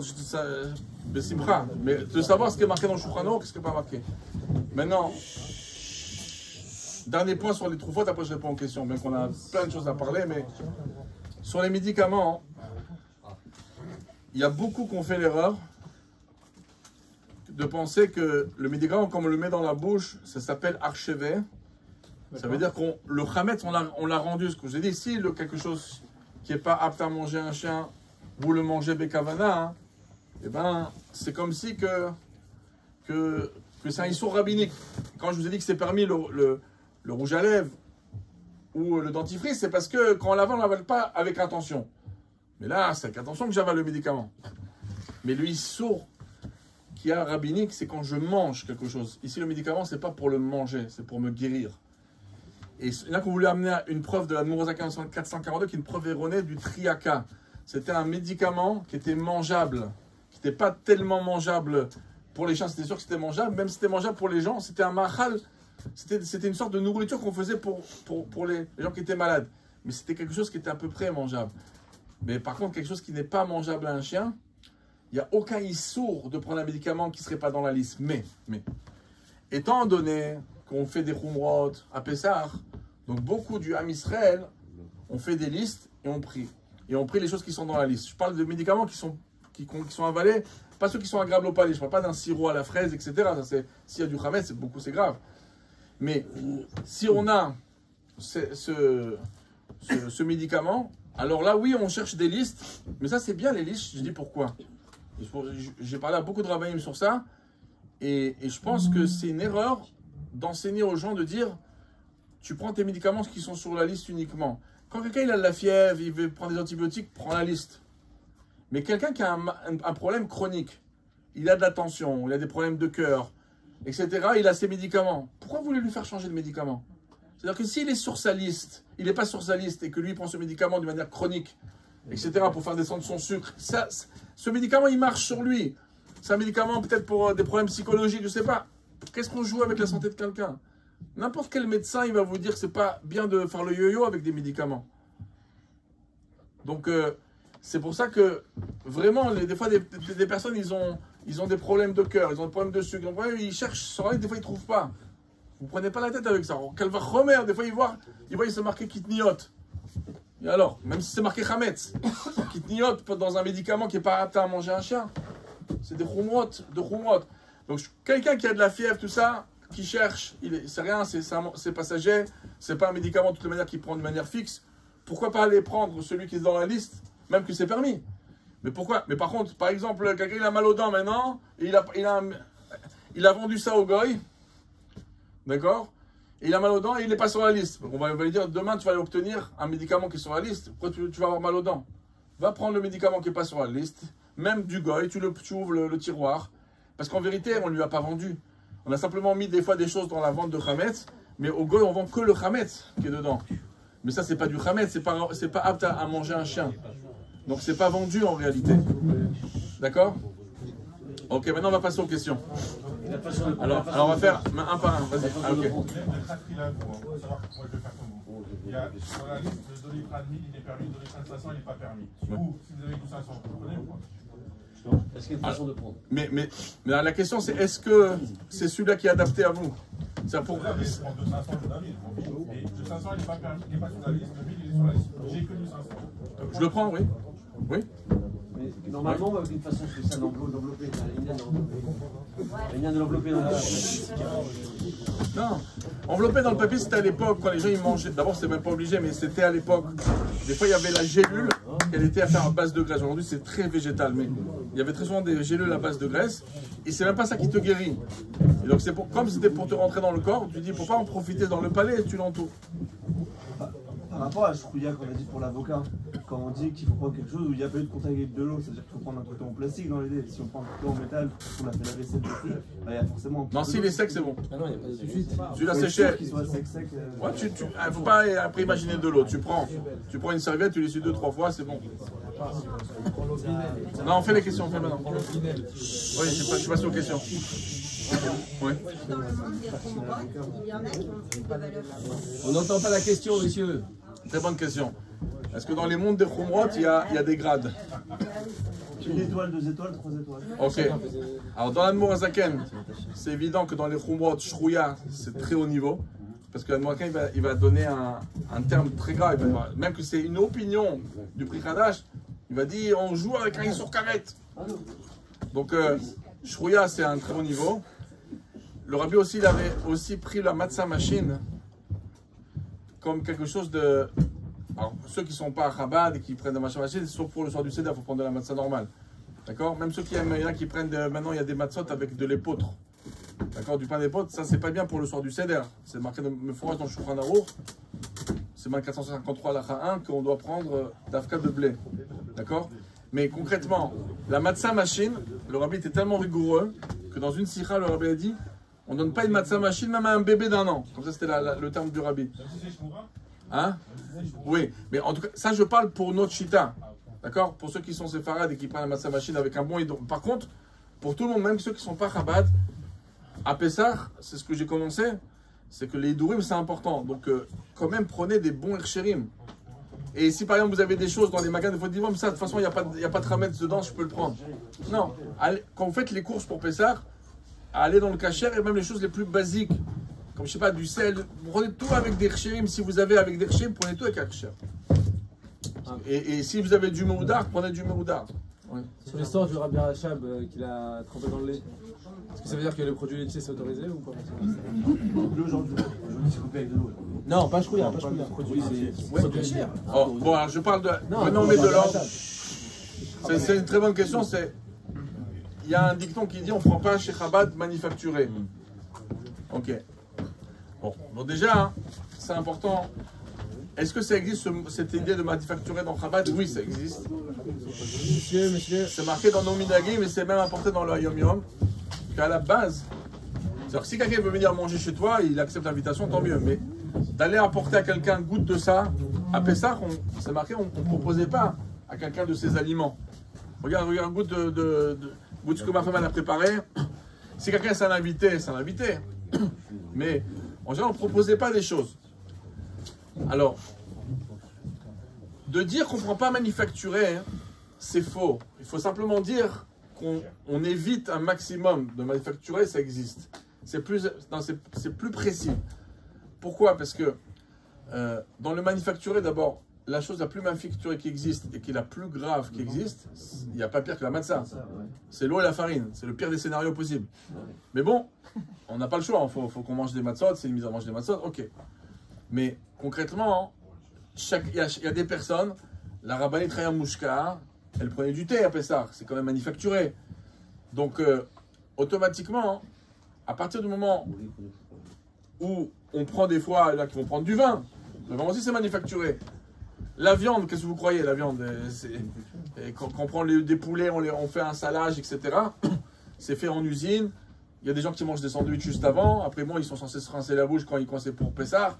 Faire attention, mais c'est manufacturé. Donc on peut dire que quelqu'un peut décider de prendre un minimum de facturé. Donc quelqu'un il va dire moi je ne peux pas me priver de ça. Alors quand tu demandes est-ce qu'on peut prendre de laitage? Alors les rabbis ils ont pris du laitage. Le rabbi prenait du laitage à Pessah, il prenait du chocolat. Maintenant, en général, hein? C'est bon. Après, Pas des lunettes. non. C'est pas les mêmes peut-être à l'époque aujourd'hui. Non, le chocolat, on paraît-il que c'était quelqu'un qui préparait du chocolat au rabbi personnellement. D'accord? Mais ça veut dire qu'au niveau de laitage, il y avait du lait dans le chocolat. D'accord? Donc, concrètement, il n'y a pas un minak Chabad. S'il y avait un minak Chabad de ne pas prendre de lait, ça serait marqué sûrement. Par contre, il y a plein de personnes qui ont pris sur eux de prendre un minimum de manufacturé. Et pour ça, hein, ils se sont interdits le laitage. Mais par contre, moi, ce que je pense, je peux être critiqué sur ça, ça ne me dérange pas. J'assume mes opinions. Mais je pense que ça, c'est des khumrot qu'il faut enseigner, qu'il faut prendre et de convaincre d'une manière positive. Mais pas d'instaurer dans la maison un régime totalitaire et de dire ici, il n'y a pas de yaourt, ici, il n'y a pas de ça, ici, il n'y a pas de ça. Et pourquoi? Parce que les enfants, ils sont marqués à cause de ça. Il y a des enfants qui deviennent, pour eux, Pessah, ils ont peur de Pessah. Et en tout cas, après une étude, alors même si je suis enregistré, j'ai pas peur de le dire, je pense qu'il y a pas mal d'enfants que des fois, ils ont eu du mal après avec la religion. Une des choses, Pessah a fait beaucoup de rigueur, etc. Donc, qu'une personne, elle prenne sur elle un maximum de khumrot, ta voilà bracha. Pessah, c'est bienvenu, le Rizal il dit. Après, que tu veux essayer de convaincre tes enfants à prendre ton chemin, c'est une chose. Mais d'imposer, etc. Parce que, ok, il y avait des gens qui ont vécu en Russie, la seule chose qu'ils avaient, c'était des carottes, des pommes de terre et des betteraves, et de faire ça à la maison. Et que non, on prend que les légumes qu'on avait en Pologne et en Russie, etc. Bon, pour prochain, au Maroc, en Tunisie, on avait plus de choses. Et en Algérie, etc., il y avait plus de choses. Mais concrètement, chacun, il va prendre le niveau de Khumra, mais il va regarder qu'est-ce qui est marqué noir sur blanc. Le rabbi ne veut pas qu'on donne de la matzah machine à un enfant d'1 an. Ok, c'est marqué. Alors ça, c'est clair, je suis marmire. J'essaie d'éduquer mes enfants à Shrouya. Le rabbi a dit oui, je le fais. Par contre, des choses qui sont des choses que des personnes, personnellement, ils prennent sur eux. D'accord? Et la preuve, c'est que ça, une personne, elle prend sur eux. Elle peut dire c'est bien tout ça. Elle peut acheter certaines choses. Et si les enfants, un jour, ils veulent suivre ce que papa y fait, etc., bah, tant mieux. Mais par exemple, un détail. Alors ça, je ne veux pas, abîmer la parnassa des hôtels. Mais les endroits les plus... À part quand une femme, elle a vraiment besoin, parce que la pauvre, toute l'année, elle travaille très dur, etc.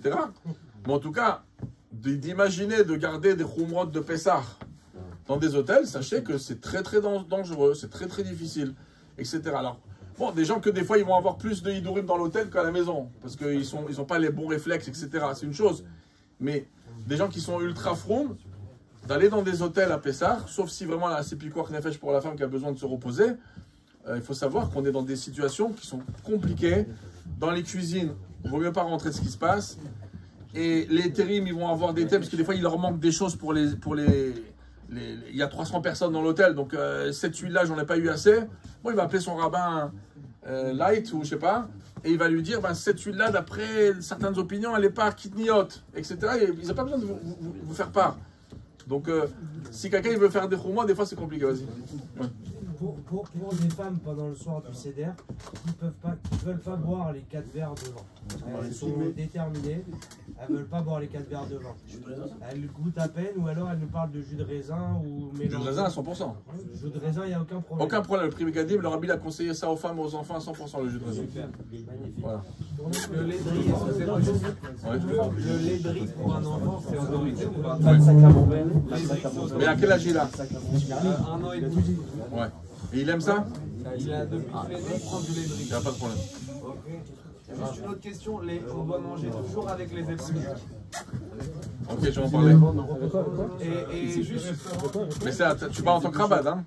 Ouais. Ok. Le restaurant Ikea, il est fou. Et vraiment, c'est quelque chose de fou. Il est Hein? Restaurant Ikea en Israël. Les chiens, ils mangent pas les meubles. Avec le pain, la piquée de pommes de terre. Ceux qui mangent dans des hôtels et des restaurants, oui, mais quelqu'un qui est... Il faut regarder que c'est méadrine, il faut regarder qu'il y a... Voilà, après si tu manges kitniot, il faut voir si kitniot ou pas kitniot.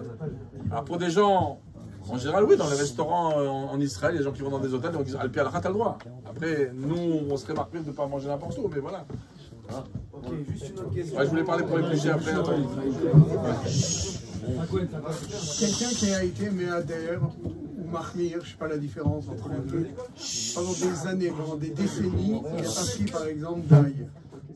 Par exemple. Et qu'une année, il dit il n'y a pas de yesod sur le fait de ne pas prendre d'ail. Moi, je suis un peu responsable de ça.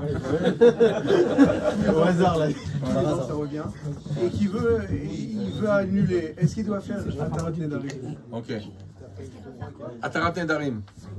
Alors, le Nodab Yehuda, il écrit dans Yoredea, Siman 234, il écrit que quand une personne, elle a fait un hidour en pensant que c'était une obligation en tant que Chabad de le faire, et qu'il apprend un jour que non, que c'était pas ça, alors Al-Pi al-Kha, il n'y a pas de faire Atarat Nedarim. Ça, c'est un klal. S'il savait clairement que c'était aucune obligation, mais simplement c'était un hidour qu'il a accepté de prendre sur lui, pour lui, c'était pas obligé en tant que Chabad de prendre ça sur lui. Alors là, oui, pour arrêter ça, il faut faire Atarat Nedarim. Est-ce que c'est Morid Bakodesh ou c'est... Non, après chacun il veut son niveau, je dirais pas, mais voilà. Moi je pense, comme je suis enregistré, j'explique une fois le sujet de l'ail, etc. Ça, j'ai passé déjà la douche froide il y a quelques années, c'est bon. Bon, après ce que j'ai dit, j'ai eu pas mal de rabbins qui sont associés. Le Rav Lando de Bnei Brak, il a dit que son grand-père, qui était à l'époque du Rabbi Rachab, il a dit clairement que Chabad prenait de l'ail. Et donc ça a été témoigné. Le Rav Heller de Kronheit, qui a écrit aussi, etc. Encore beaucoup d'autres rabbins. Mais on parle de l'ail frais. Hein. Mais concrètement, en vérité, la Chassidut Chabad, c'est une Chassidut ultra organisée. Ça veut dire que tout est marqué noir sur blanc. C'est-à-dire que c'est pas ici quelque chose que... Chaque chose qui a été dite par les Rebbeim, tout noté. Donc on a zéro source. Les seules sources qu'on a, c'est le Radi que par le Tzemar Tzedek. On n'a pas du tout une seule source de ça, sur l'ail. Ben non, pourquoi c'est rentré tellement fortement? En Israël, par exemple, depuis la nuit des temps, tous les Chabad, à Kfar Chabad, ils achètent l'ail et rentrent à la maison de l'ail. Ils sont même pas au courant que l'ail on prend pas. D'accord? Et c'est des Chabad ancestrales. Mais ils ne se posent pas de questions. Maintenant, pourquoi c'est rentré très fortement en France comme ça? Parce que premièrement, il y a certains shluchim qui l'ont enseigné de manière évidente. Mais deuxièmement, c'est parce que dans le livre de Sheva HaMoadim, quand il est sorti, c'était un livre super qui était sorti quand on était jeune. C'était un premier livre clairement d'Ilchot Pessah simple à la Chabad, c'était magnifique. Et dans le Sheva HaMoadim, quand il a marqué dans la ligne, on ne prend pas du radis, il a rajouté Elai. Bon, le radis, il a marqué en dessous de Tzemar Tzedek Blitaam. Le choum, il a marqué un prix Megadim, Sivan 464, etc. C'est un livre Chabad, donc c'est rentré, c'était pas shoot. Mais en vérité, c'était pas un minak Chabad, c'était un minak qui est rentré chez des Chabad, d'accord? Mais pas tous. Donc c'était pas un minak Chabad officiel. C'est la seule chose que j'ai dit. J'ai dit, j'ai cherché, j'ai pas trouvé. Par exemple, par contre, il y a des minagim qui sont rentrés chez Chabad, que là, c'est très fort. Et c'est vraiment très fort chez rentré chez Chabad. Et là aussi, il n'y a pas de source. Mais on peut dire que c'est vraiment rentré. Par contre, quand on entend que Rav Lando, qui était le Rav du Rabbi Rachab, et ils disent que mes fourrages, ils mangeaient Chabad de l'ail, et qu'en Israël, il y a plein qui mangent, il y a plein qui disent qu'ils mangent, donc c'est pour ça que j'ai prévenu les gens. Après, je vous donne un exemple tu as parlé par rapport à éplucher. Éplucher, quand tu cherches un seul source dans Chabad qu'il faut éplucher, il y a zéro source. Simplement, il y a beaucoup de Chabad qui épluchent, etc. Maintenant, cette chouma qui a été, on va dire, pas instaurée par des rabbanim de Chabad, ni par des Rebbeim, mais par des familles Chabad qui ont pris ça d'ailleurs, c'est une chouma qui vient de la Chassidut Gour. D'accord? Donc elle est venue d'ailleurs, cette chouma, mais comme Chabad, elle aime bien les choumos, donc elle a accepté cette chouma. Cette chouma, elle a créé une nouvelle chouma. Que même eux, ils n'ont pas pensé, on était encore plus loin, on a un autre level. Donc on a dit que si on trouve quelque chose qu'on ne pluche pas, on ne peut pas manger. C'est-à-dire que s'il n'y a pas de peau, je ne peux pas l'acheter. D'accord? Donc, et après on s'est posé, mais le maror, comment on fait avec le maror? Le maror, c'est le soir du Seder. Parce qu'on n'a pas le choix, etc. Mais encore une fois, quelqu'un qui veut le faire, et beaucoup de familles le font, voilà, c'est une très bonne chose. Les herbes, il n'y a aucun problème par exemple.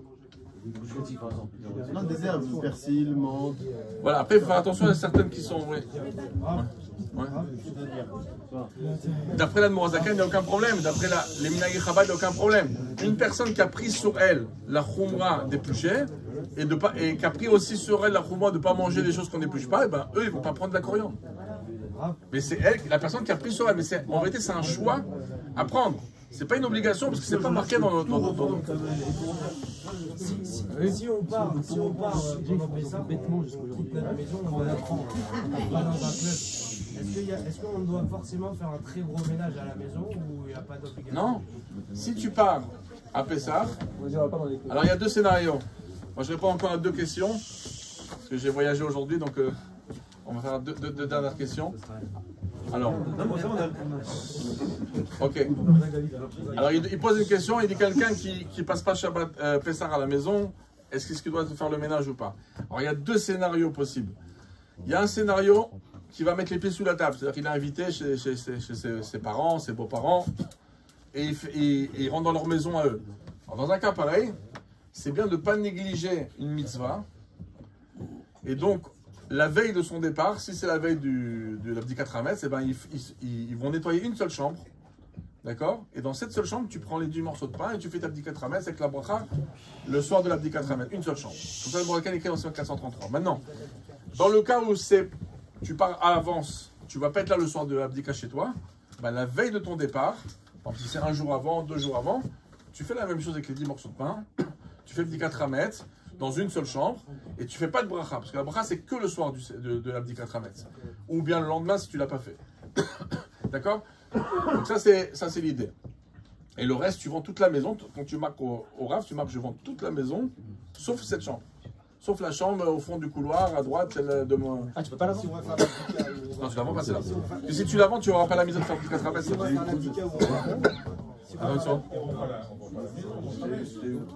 On vend tout le khametz de la maison, oui, mais. Non, je expliquerai ça. Mais on vend quand même. Parce que tu ne peux pas vendre la maison et rentrer dans la maison comme tu veux. Tu prends pour récupérer des choses que tu as oubliées, oui. Oui. Oui.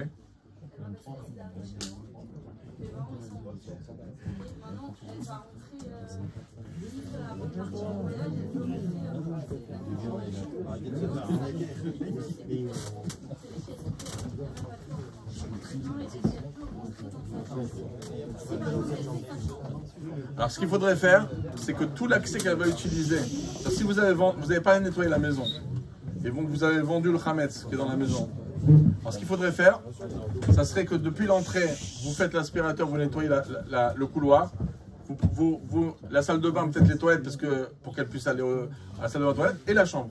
Et tout le reste, et ça serait sa zone où elle tombe. Si vous voulez qu'elle rentre dans le salon qui n'a pas été préparé, non, pas rentrer, mais ça veut dire elle va passer devant le salon qui est ouvert. C'est pas grave. C'est pas grave. Mais il ne faut pas qu'elle profite de l'endroit parce qu'il s'est vendu à un goy. Par contre, si quelqu'un il a oublié un objet qui est dans un endroit qui était vendu, personne n'a vendu son KGB, elle a oublié le vélo de son fils, ça c'est pas un problème d'aller récupérer parce que c'est que un passage. Et si elle va faire l'abdika où elle va, il n'y a pas besoin de faire cette mitzvah. Oh, c'est pour ça que j'ai répondu, il y a 2 scénarios. Scénario où il met les pieds sous la table, c'est le cas que j'ai dit. Mais si par exemple tu loues un endroit, d'accord? L'endroit où tu loues, à l'hôtel où tu loues, c'est là-bas que tu feras 10 4 mètres. Donc on n'a pas besoin de nettoyer, on vend tout. Voilà. Maintenant, c'est important, comme il a parlé d'équilibre, il ne faut pas avoir peur en tant que séfarad, parce que des fois il y a des rabbins séfarades qui font peur aux séfaradim. Ne vendez pas votre hametz chez Chabad, parce qu'il faudrait retremper l'équilibre. Alors c'est faux, pourquoi? Parce qu'aujourd'hui, toute personne qui vend des ustensiles, en général, les ustensiles sont propres. Vous n'avez jamais vu des gens qui ont vendu leurs assiettes de Pessar avec du Hametz dessus. On nettoie nos assiettes, on les remet, c'est des assiettes Hametz, on vend. L'Admour Azaken, il écrit dans son contrat que tout Kéli est vendu, tout ustensile est vendu à condition qu'il y a du Hametz dessus, réellement, pas à l'intérieur. Donc tout, ça veut dire que d'après le contrat d'Admour Azaken, toutes les assiettes ou tous les plateaux qui sont Hametz, qui n'y a pas de Hametz dessus sale, c'est pas vendu du tout. Donc il ne doit pas s'inquiéter. Excusez-moi juste une dernière question.